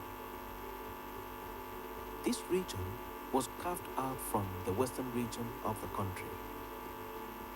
In essence, as of 1963, Nigeria was basically divided into four regions, namely the Eastern region, the Northern region, the Western region, and the Midwestern region.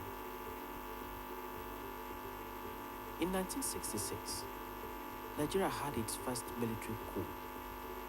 This coup was bloody. The coup was led by Major Chukwuma Kaduna Nzeogo. Several persons were killed, including the premiers of two of the regions and the then Prime Minister of Nigeria, Alhaji Tafawa Balewa. Nzeogo could not, however, take over the reins of power as his coup was frustrated and crushed by soldiers who were opposed to the coup. The country was then handed over to the most senior military officer at the time, General Aguiyi Ironsi. Ironsi was in office for less than 6 months and could barely do much before he was assassinated in the counter-coup of July 1966. Ironsi did not create any new region or states for Nigeria.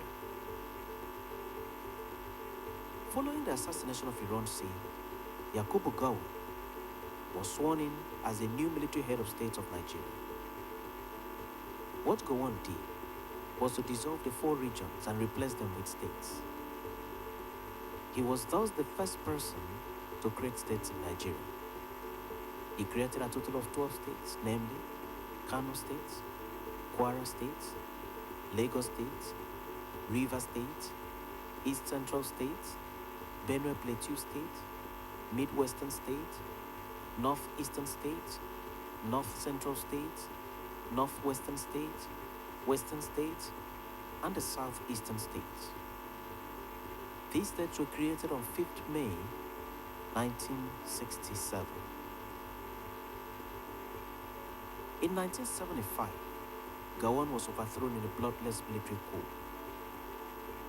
Gowon was in faraway Kampala in Uganda, attending the summit of the Organization of African Unity, OAU at the time, when he was overthrown through a radio announcement by Colonel Joseph Gaba, who was Gowon's commander of the Brigade of Guards. he was advised not to return home from Uganda. A new military head of state was then announced, and his name was Murtala Ramat Mohammed. On taking over as head of state, Murtala Mohammed effected some changes in the country, one of which was the creation of additional states in 1976. He created 7 states, thereby bringing the total number of states in the country to 19.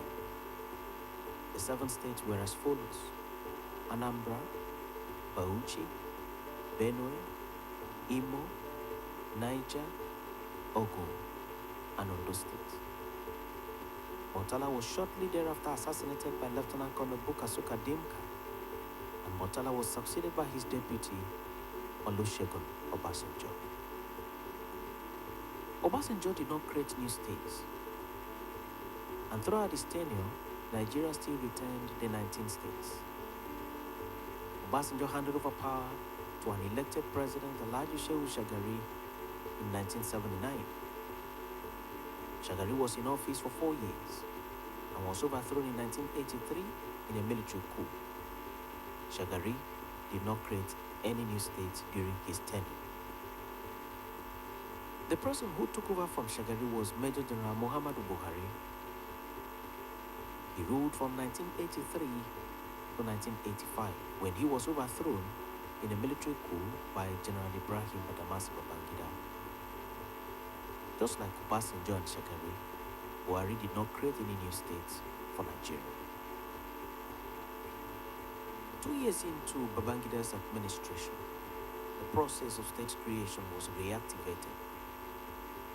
He started with the creation of 2 new states in 1987, namely Akwa Ibom and Katsina, thus making the total number of states in Nigeria to increase to 21.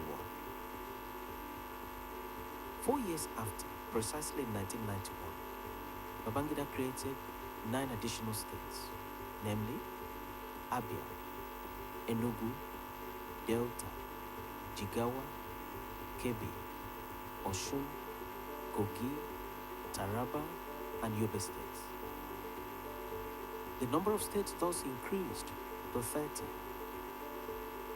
Babangida stepped aside in 1993 and was succeeded by Ernest Shenekon, who served as interim president of Nigeria.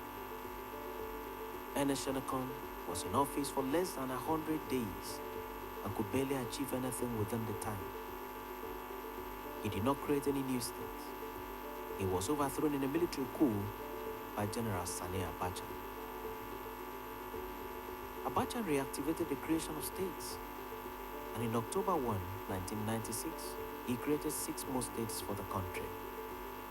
The states were Ebonyi, which was carved out of Abia and Enugu states; Bayelsa, which was carved out of River State; Nasarawa, which was carved out from Plateau State; Gombe, which was carved out from Bauchi State; Ekiti, which was carved out from Ondo State; and lastly, Zamfara State, which was carved out of Sokoto State. With Abacha's creation of 6 new states, the total number of states thus increased to 36. Abacha died in office in 1998 and was succeeded by General Abdul Salami Abubakar. Abubakar ruled for 1 year and handed over power to an elected president in the person of Olusegun Obasanjo. Abubakar did not create new states. Nigeria has been governed by civilian presidents since 1999 up to the time of the making of this video. And none of the civilian presidents has created new states till date, despite increased agitation from several ethnic groups in the country. In summary, the 36 states of Nigeria were all created by the military, beginning with Yakubu Gowon, who created 12 states, to Murtala Mohammed, who created 7 states, to Ibrahim Badamasi Babangida, who created 2 states and later created 9 more. Abacha was the last to create states in Nigeria with the creation of 6 states. It appears that it was easier for the military presidents to create states by military fiats during the military era, unlike in the civilian administration, where the decision to create new states would need to be subjected to the approval of members of the National Assembly, which would warrant the amendment of the Constitution. Thanks for watching this edition of Back in History, and do remember to subscribe to the channel for regular notifications.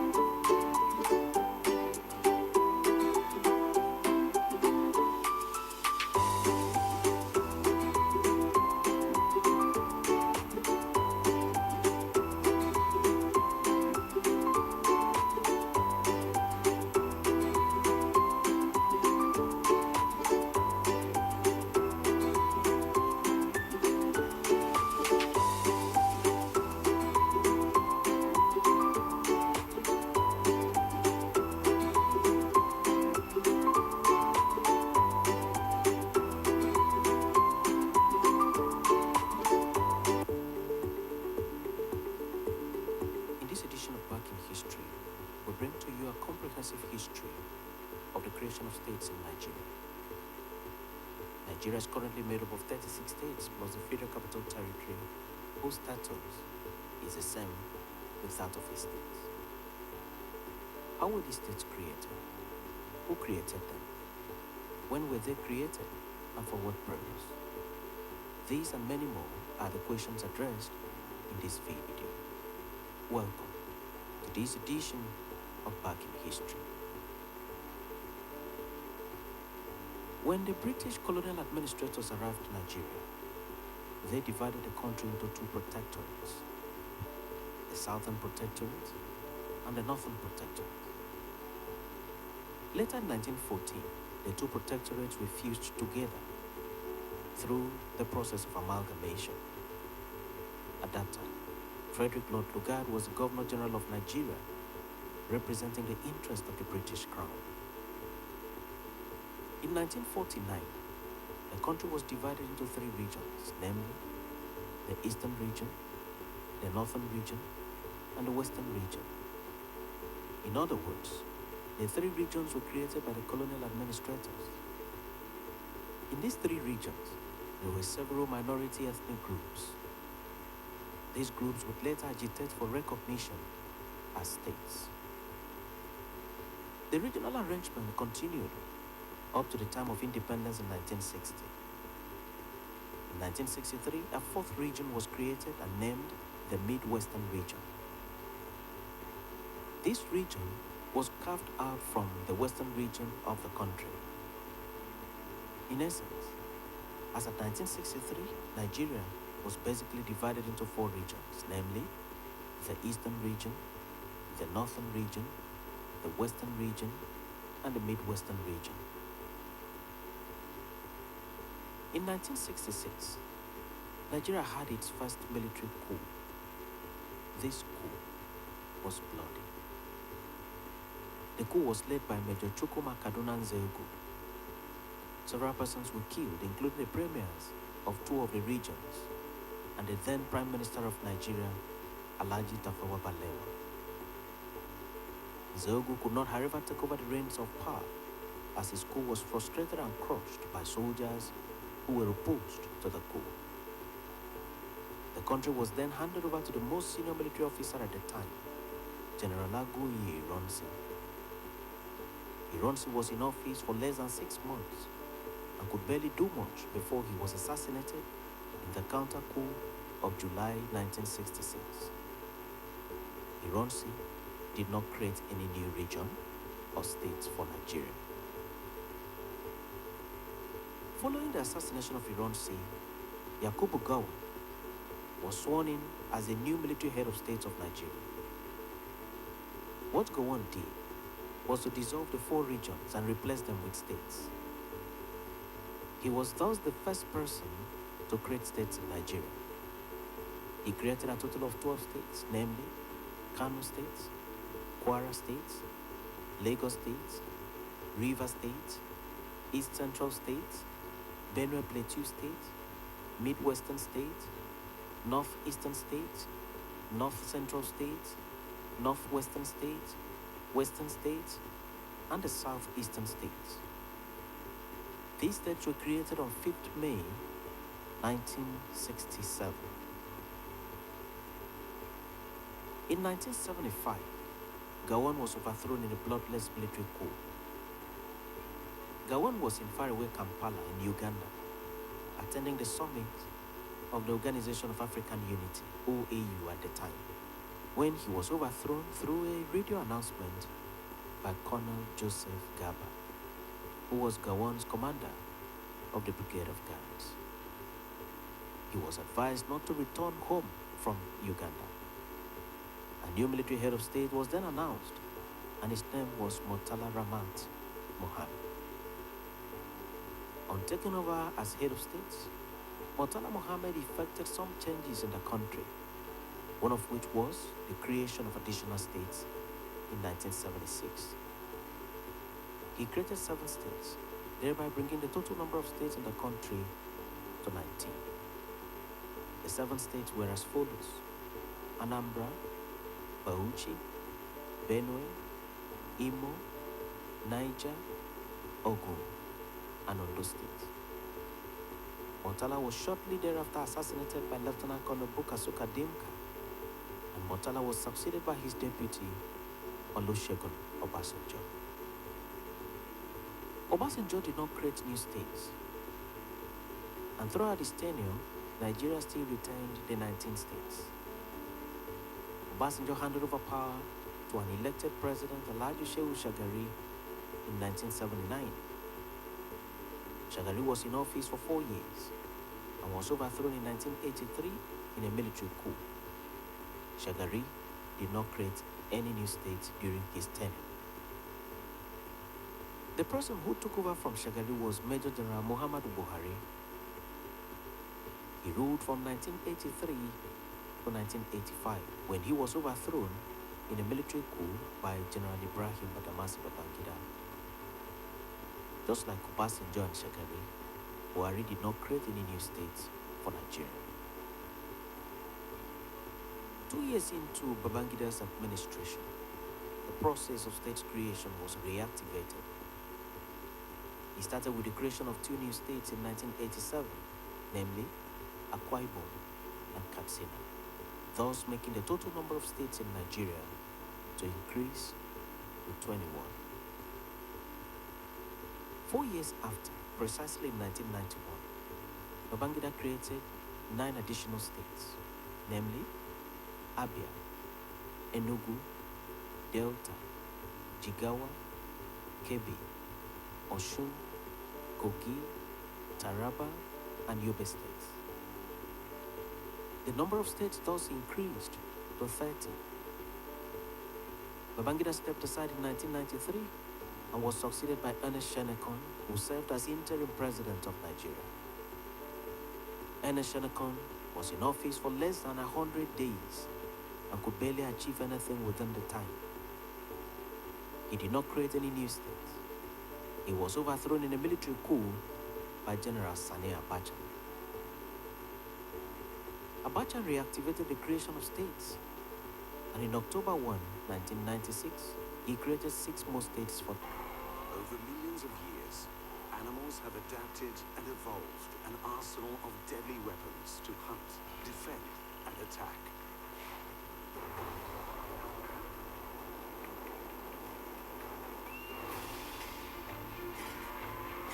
Teeth, claws, antlers, electricity, stings, camouflage, odor, and poisons are all being used to devastating effect in the animal armory.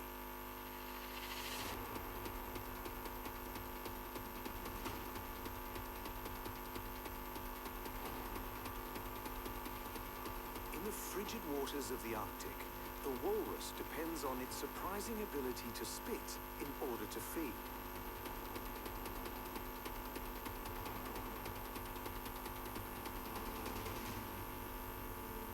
For the cobra, its venomous projections are fired with intent to blind their predators.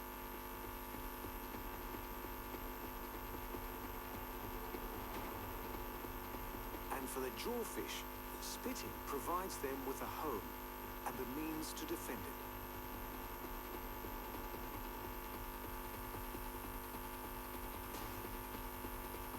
When it comes to stings, individual bees will sacrifice themselves to attack a threat to their colony.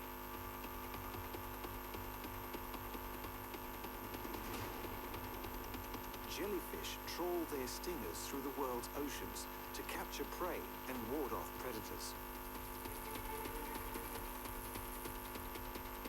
In Australia, the humble echidna is coated in a near impenetrable armor of spines.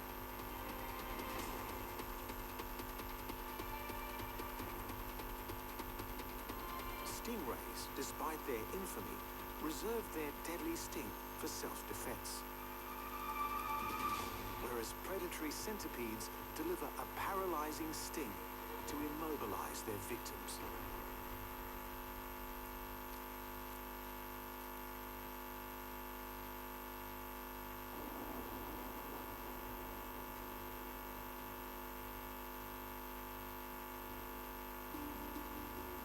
A treacherous and ever-changing frozen landscape, the Arctic and its surrounding waters are among the most hostile environments on the planet. Few animals are equipped to survive in the Arctic's harsh climate, and fewer still can appear comfortable in this sub-zero world.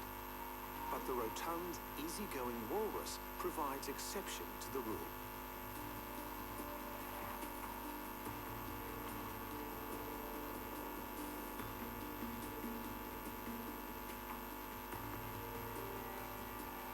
Highly social animals, walruses are commonly found in massive herds, numbering in the tens of thousands.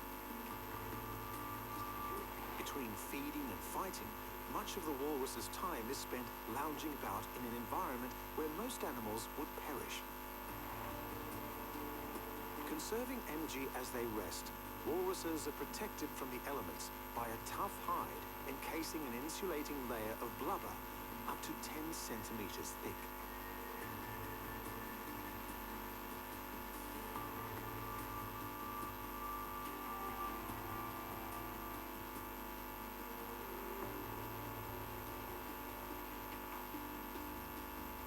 Famed for their tusks, the walrus's elongated canines can reach a meter in length. A potentially fatal instrument in self-defense, the tusks are also relied upon during the breeding season, when males engage in fierce combat to establish social dominance.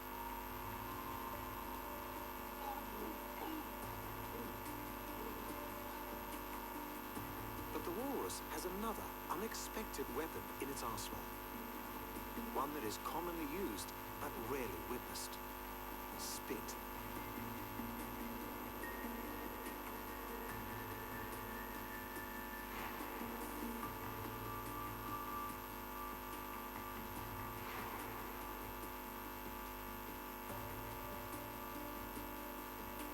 With adults weighing up to 2 tons, the walrus's tremendous bulk makes them slow and cumbersome on land. But in the water, the walrus suddenly becomes agile, and it is here that their secret weapon comes into play.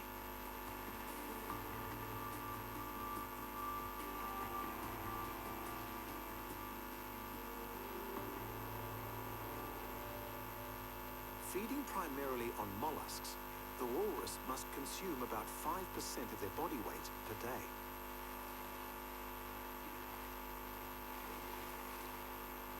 This translates to between 3,000 and 6,000 clams in a single feeding session. Fossicking in the murky depths, walruses must locate and remove their stubborn food source from the sea floor, and they rely on spit to do so.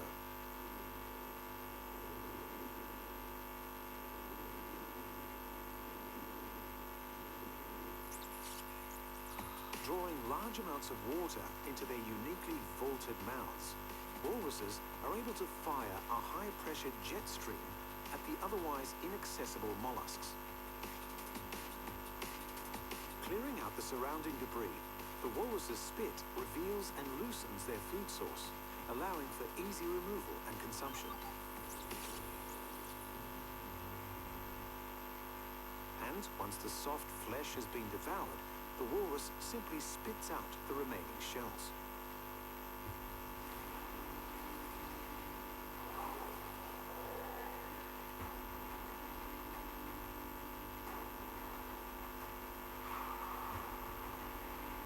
As effective as their unique spitting technique is in feeding, it is often little protection against the Arctic's other predators. While healthy adult walruses are more than capable of defending themselves, polar bears will rush the herd on the beach, attacking any individual that is crushed or injured in the sudden exodus.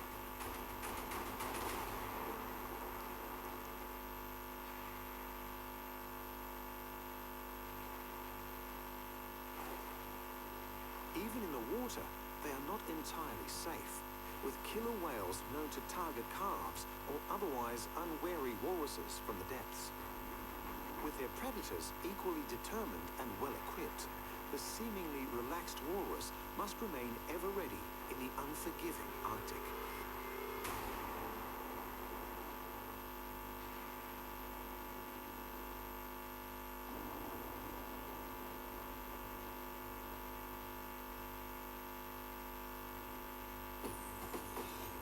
From the tropical forests and grasslands of Southeast Asia to the dry savanna and arid regions of southern Africa, the cobra strikes fear into all that cross its path, and this is by design.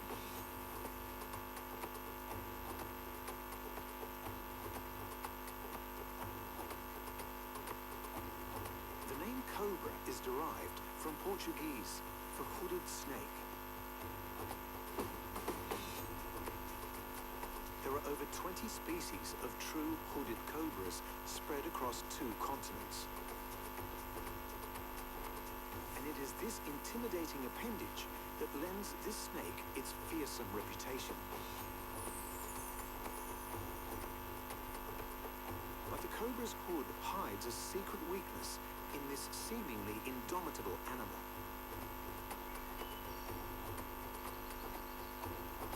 While non-venomous snakes, such as boas and pythons, will grab their prey and squeeze them to death,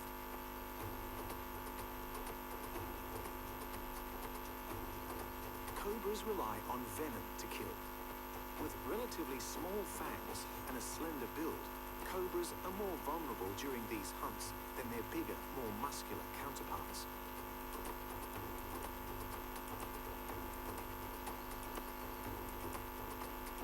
Needing to bite down and hold on to their prey in order to deploy their deadly venom against smaller animals, this aggressive technique poses little danger to the cobra.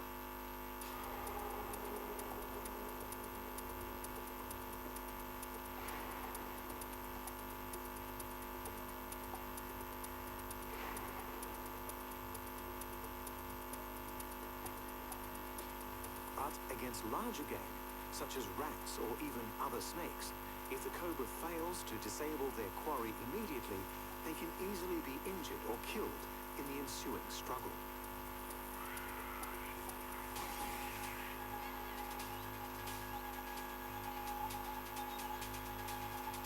This is where the fearsome hood comes into play. Rearing up to display its characteristic flattened neck, the cobra appears bigger than it actually is, effectively bluffing its way out of dangerous situations. It is the dramatic impact of this unique display that has made the species a favorite of snake charmers.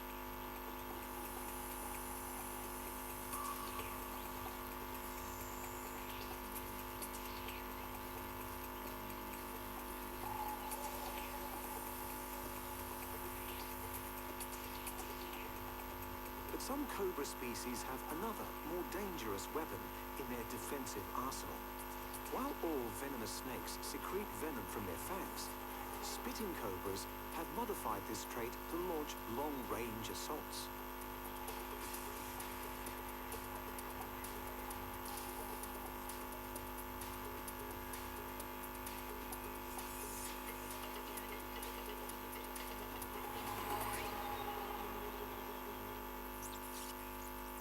By contracting the venom glands, spitting cobras squeeze small amounts of venom at high pressure through their fangs. Enlarged fang holes direct the venom upward and outward. The snake simultaneously flaying its head to widen the target area of the spray. Projecting over 2 meters with lightning speed, the venom combines neurotoxins and cytotoxins, allowing it to damage nerve tissue and shut down individual cells.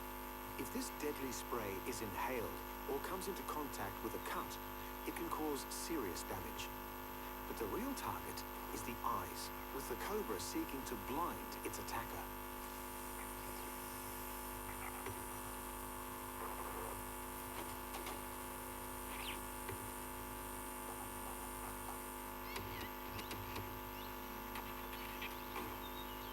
Predated upon in the wild by birds of prey, rival snakes and mongooses, for spitting cobras, this vicious defensive mechanism can be a lifesaver. So instinctive is this ability that baby snakes are able to spit immediately after hatching, and some species have been reported to spit even after death.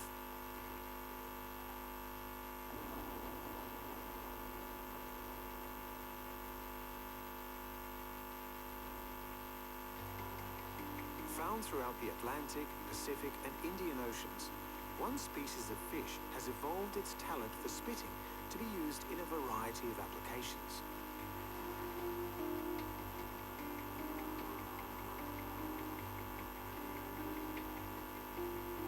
Small and charismatic creatures, jawfish average just 10 centimeters in length.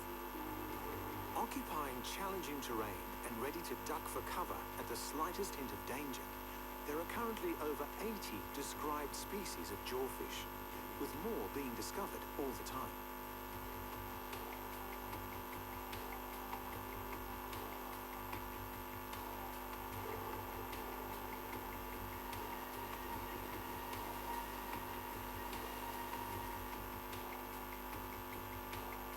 Exhibiting great variety in their appearance, they share the common attributes of enlarged heads, bulbous eyes, and cavernous mouths. The huge mouth of the jawfish is kept busy digging burrows. Spitting excavated material to one side, jawfish tunnel vertically into the sea floor in order to create cleverly engineered burrows. It is here they will spend the majority of their lives, safely ensconced from the ocean's myriad of predators.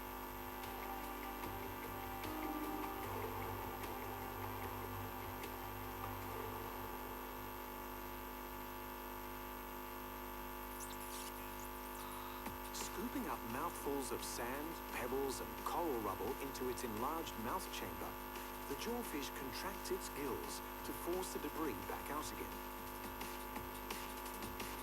Narrowing the mouth opening creates increased pressure, allowing the jawfish to fire targeted debris at unwelcome intruders.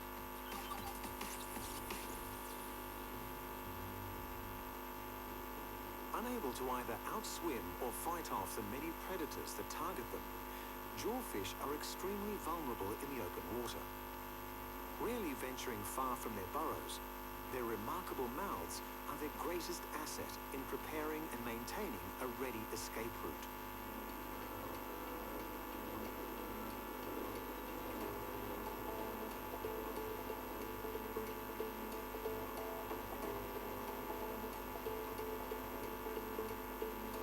When danger has passed by, a jawfish will cautiously check that the coast is clear before re-emerging from the safety of their burrows.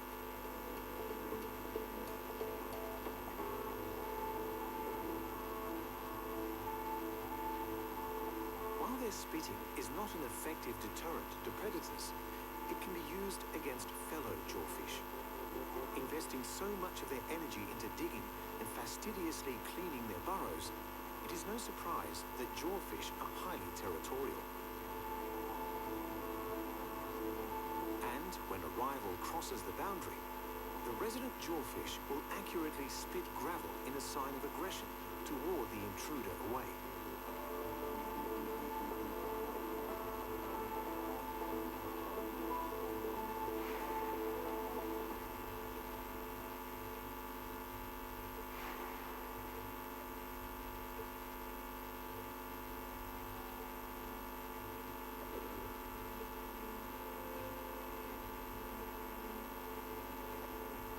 But the jawfish's reliance on its mouth does not end with digging and spitting, with the males of the species also practicing mouth brooding, carefully incubating their eggs while holding them in their mouths.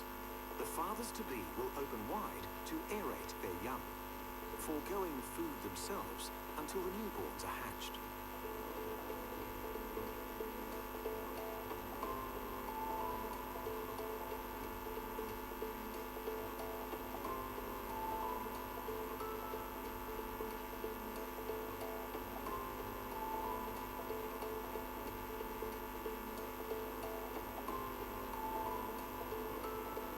As the day draws to a close, the jawfish retires to the safety of its burrow.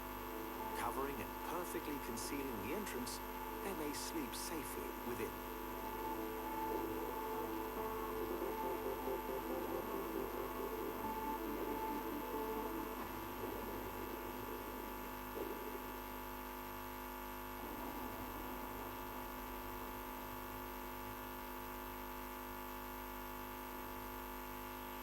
When it comes to stings, for most there is one animal that comes immediately to mind.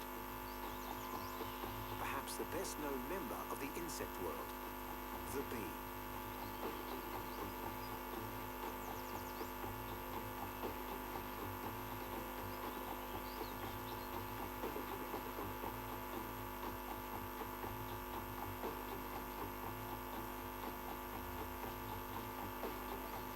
With close to 20,000 species and a distribution covering every continent except Antarctica, bees are a remarkably diverse group of insects.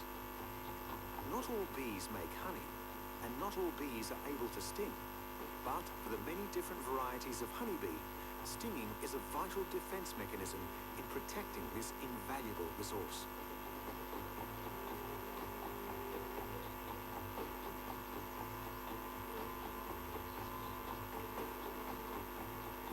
As pollinating insects, bees are dependent on flowering plants for their survival, and vice versa.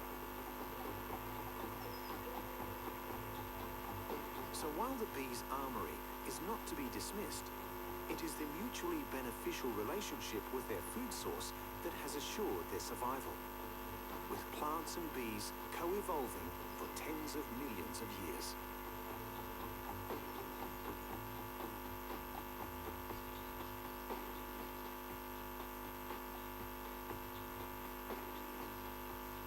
With the bees traveling from flower to flower, they transmit pollen from one plant to another, allowing the plants to make seeds and reproduce. For the bees' part, the pollen they collect is stored in their hives, where it becomes honey to feed the colony. And it is in defending this hive where the bee's sting is most useful.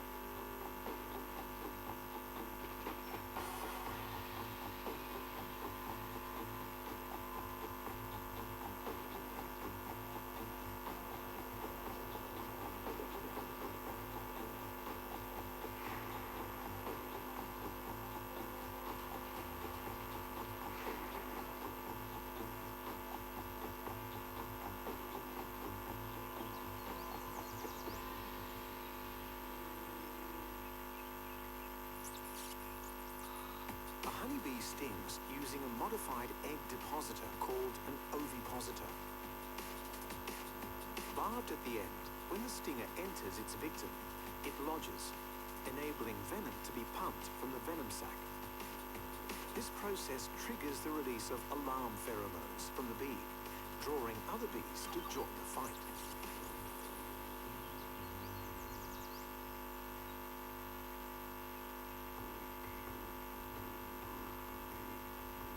While capable of repeatedly stinging thin-skinned animals, when it comes to thicker-skinned mammals, such as humans, the honeybee's barb is lodged tight, tearing loose from its abdomen and causing its death. However, the relentless sting lives on, pumping venom until its sac is completely drained.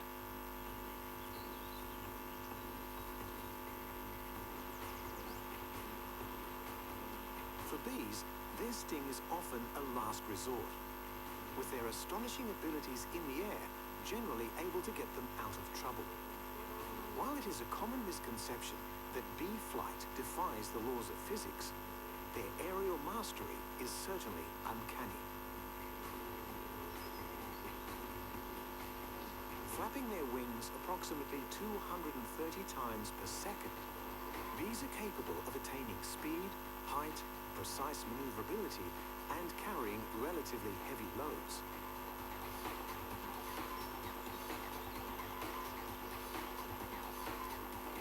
But for all their advantages, bees know a great many predators in the wild. Among them, their close relative, the ant.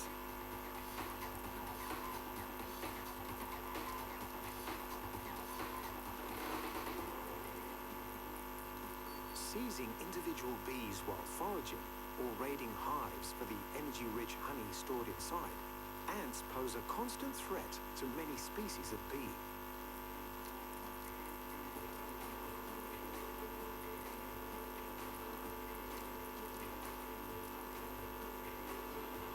Social insects, the inspiring teamwork of honeybees is evidenced in their intricately structured, highly organized hives.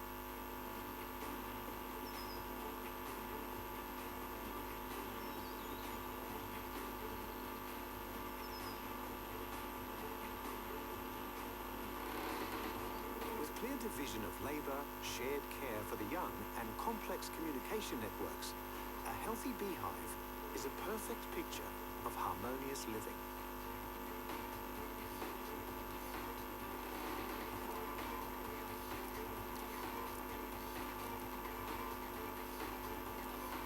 While their sting remains a dangerous weapon, the bee's greatest asset is their ability to cooperate.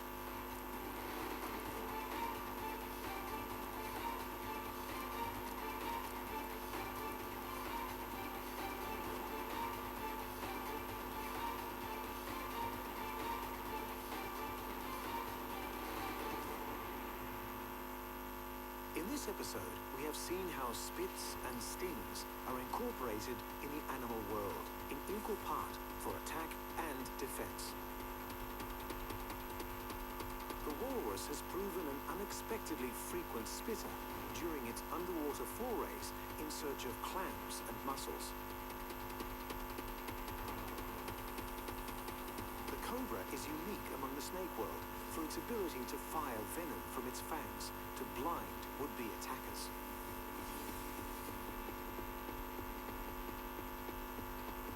Jawfish feature enlarged mouths to accommodate their spitting habits in creating and protecting their homes. When it comes to stinging, bees employ their stinger in self-defense and to call on reinforcements when defending their hive. But stings come in a variety of forms, and for every stinging animal, there is a distinctive variation of the theme.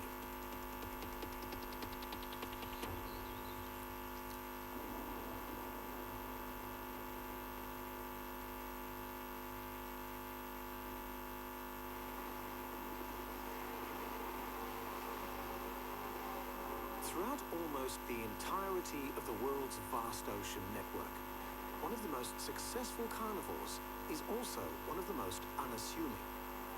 The jellyfish.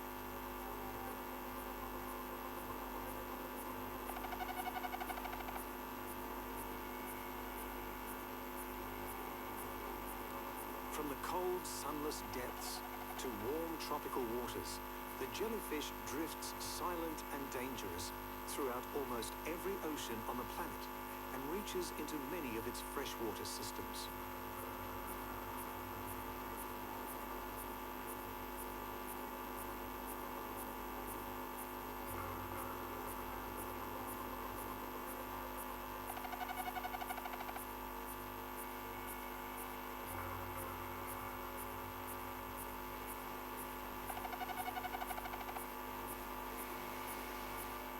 With over 200 species, jellyfish are made up of a gelatinous or jelly-like body, which can pulsate to propel them through the water, trailing an array of tentacles behind.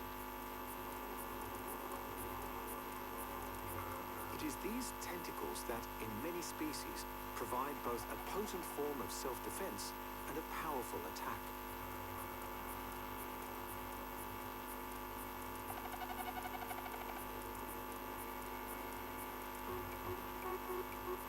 Exhibiting a stripped-down anatomical design, jellies dispense with extravagances such as a stomach, intestines, or lungs, instead taking in nutrients and oxygen through their cells. And with the most basic nervous system of any multicellular animal, the jellyfish is built to simply kill, eat, and make more jellyfish, tasks it has proven highly successful at over millennia.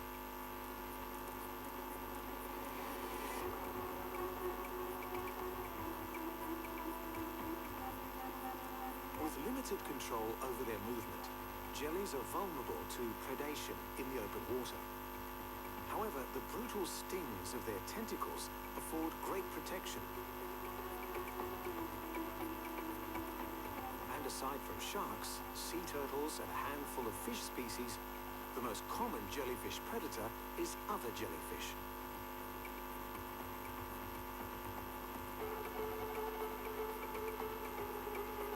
Trailing their deadly tentacles like dragnets, jellies practice a distinctively passive form of hunting, feeding on whatever drifts their way, be it fish, crustaceans, or plankton.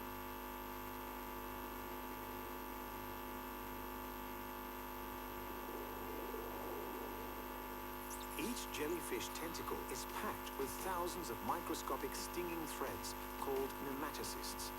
Triggered by touch, even lightly brushing against a jellyfish's tentacle builds pressure inside the nematocysts, causing them to uncoil. Millions of nematocysts fire into their victim, delivering paralyzing neurotoxic venom in less time than it takes to blink.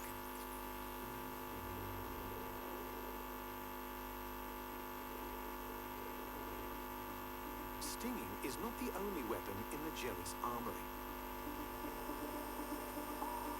Most jellyfish are transparent, making them almost invisible to both predators and prey within the water.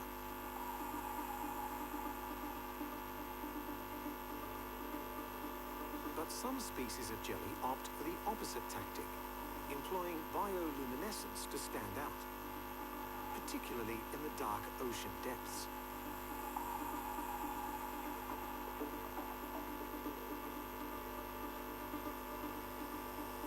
The purpose of this mesmerizing chemical reaction is not fully understood, but it is understood to be a technique to startle and dissuade would-be predators.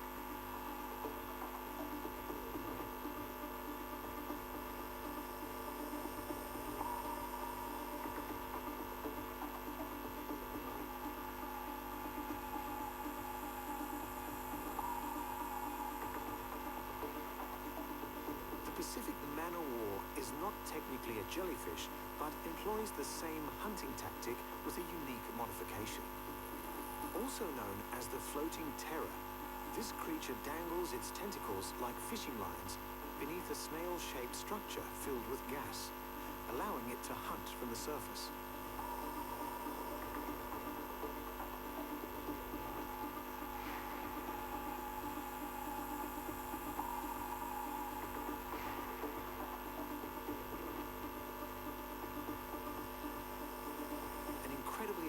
technique, it does place the man-o-war at the mercy of the winds, which can see them swept ashore in their thousands.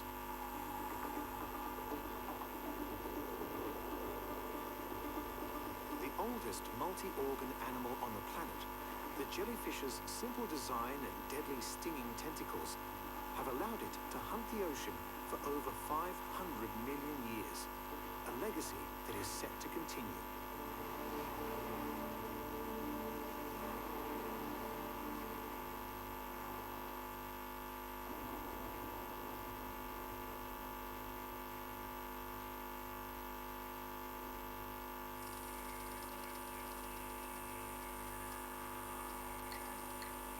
Seeming to combine the anatomy of several different animals into one, the echidna sports a blanket of porcupine-like spines that serve as its greatest defense asset.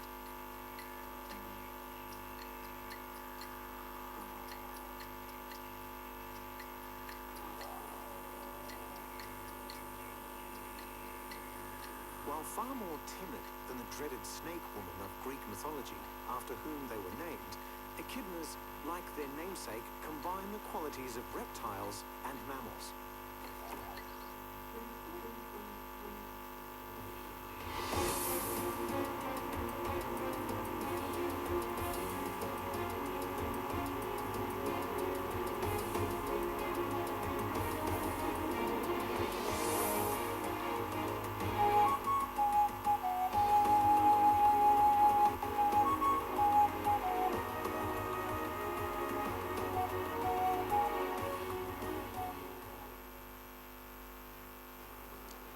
Good afternoon and welcome to the State News. I am Kayode Adebayo. Osun State House of Assembly has urged local government administrators in the state to prioritize prudent management of resources. Speaker of the State Assembly, Honorable Adewale Egbedun, stated this through the chairman of the House Committee on Finance and Appropriation, Honorable Olumide Fatomise, while reviewing the draft estimate for local government areas. Parliamentary reporter Oluwatosin Oladoko completes the story.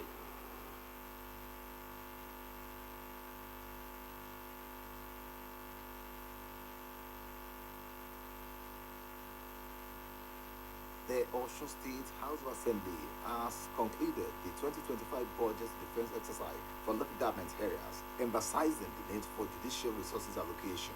Earlier, the Chairman House Committee on Finance and Appropriation, Honorable Olumide Fatomise, stressed the importance of transparency and accountability in local governments. He urged heads of local government administration to work in synergy with their teams to achieve growth and development at the grassroots. We pledge to support the state government in driving the state to the right path.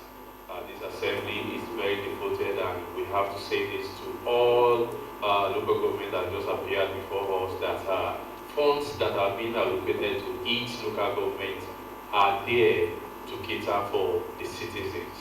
We understand the local government is the closest government to the citizens, and which also calls on them to discharge their duty taking care of our constituents. During the budget defense, Honorables Babajide Koforola, Sikiru Badepade, Taufik Olayiwola, Tajudeen Adeyemi, Kashope Abolarin, Rotimi Ogunrinade, Adekunle Oladimeji, Abiola Ibrahim, Adeyemi Adewumi, Elisa Aderenwale, Bandele Lawal, among other cautioned local government administrators not to take their autonomy for granted. The committee led by Honorable Fatomise reviewed the draft estimates for 31 local governments, including area office, including Osun State Local Government Staff Pension Bureau and Osun State Local Government Staff Loans Board. Oluwatosin Oladokun, OSBC News. Christians have been implored to renew their commitment to God so that the essence of Christmas will be fulfilled in their life. Pastor Deji Alabi of the Glory Land Baptist Church stated this in his sermon at Christmas Carol organized by the OSBC Christian community held at the Chapel of Grace Auditorium. OSBC reporter Oluchi Amoda has more. The 2024 Christmas Carol, organized by the OSBC Christian community at the Chapel of Grace Auditorium, was a joyous event as management and staff of the corporation, as well as invited guests, praised and worshiped God for his faithfulness.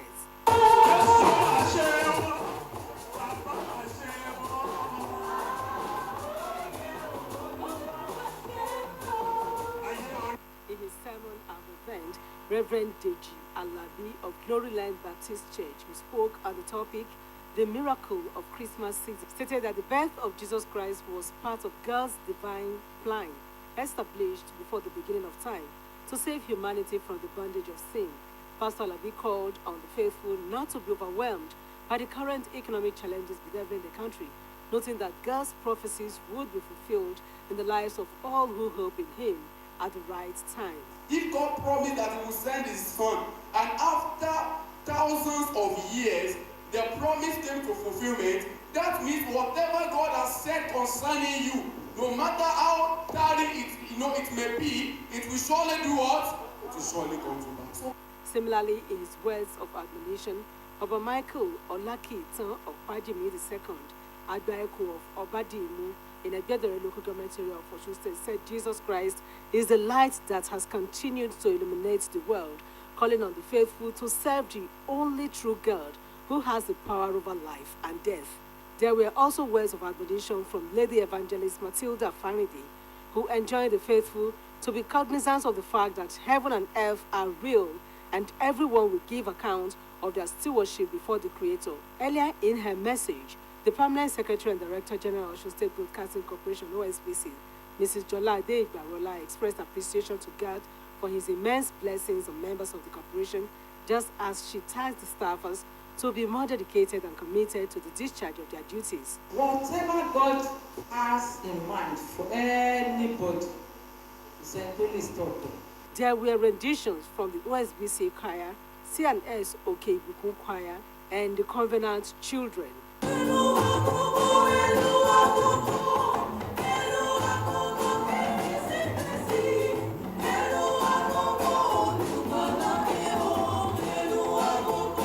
Oluchi Amda, OSBC News.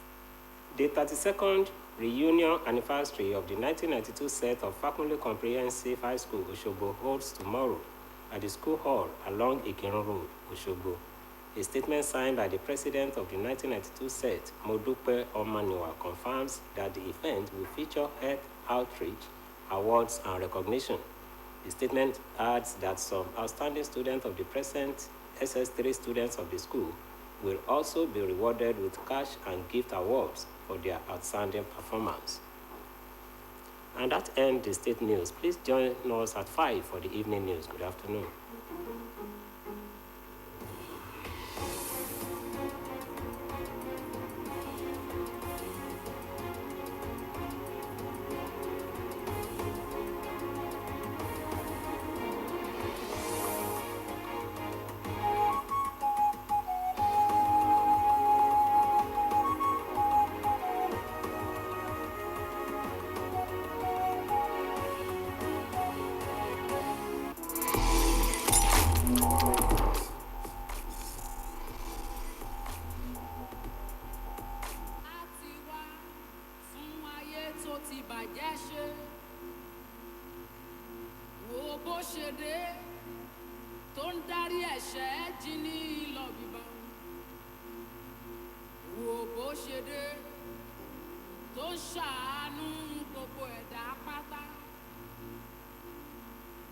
Ibikíbi tó lọ ló ti ṣàánú, ó débi ó gbára.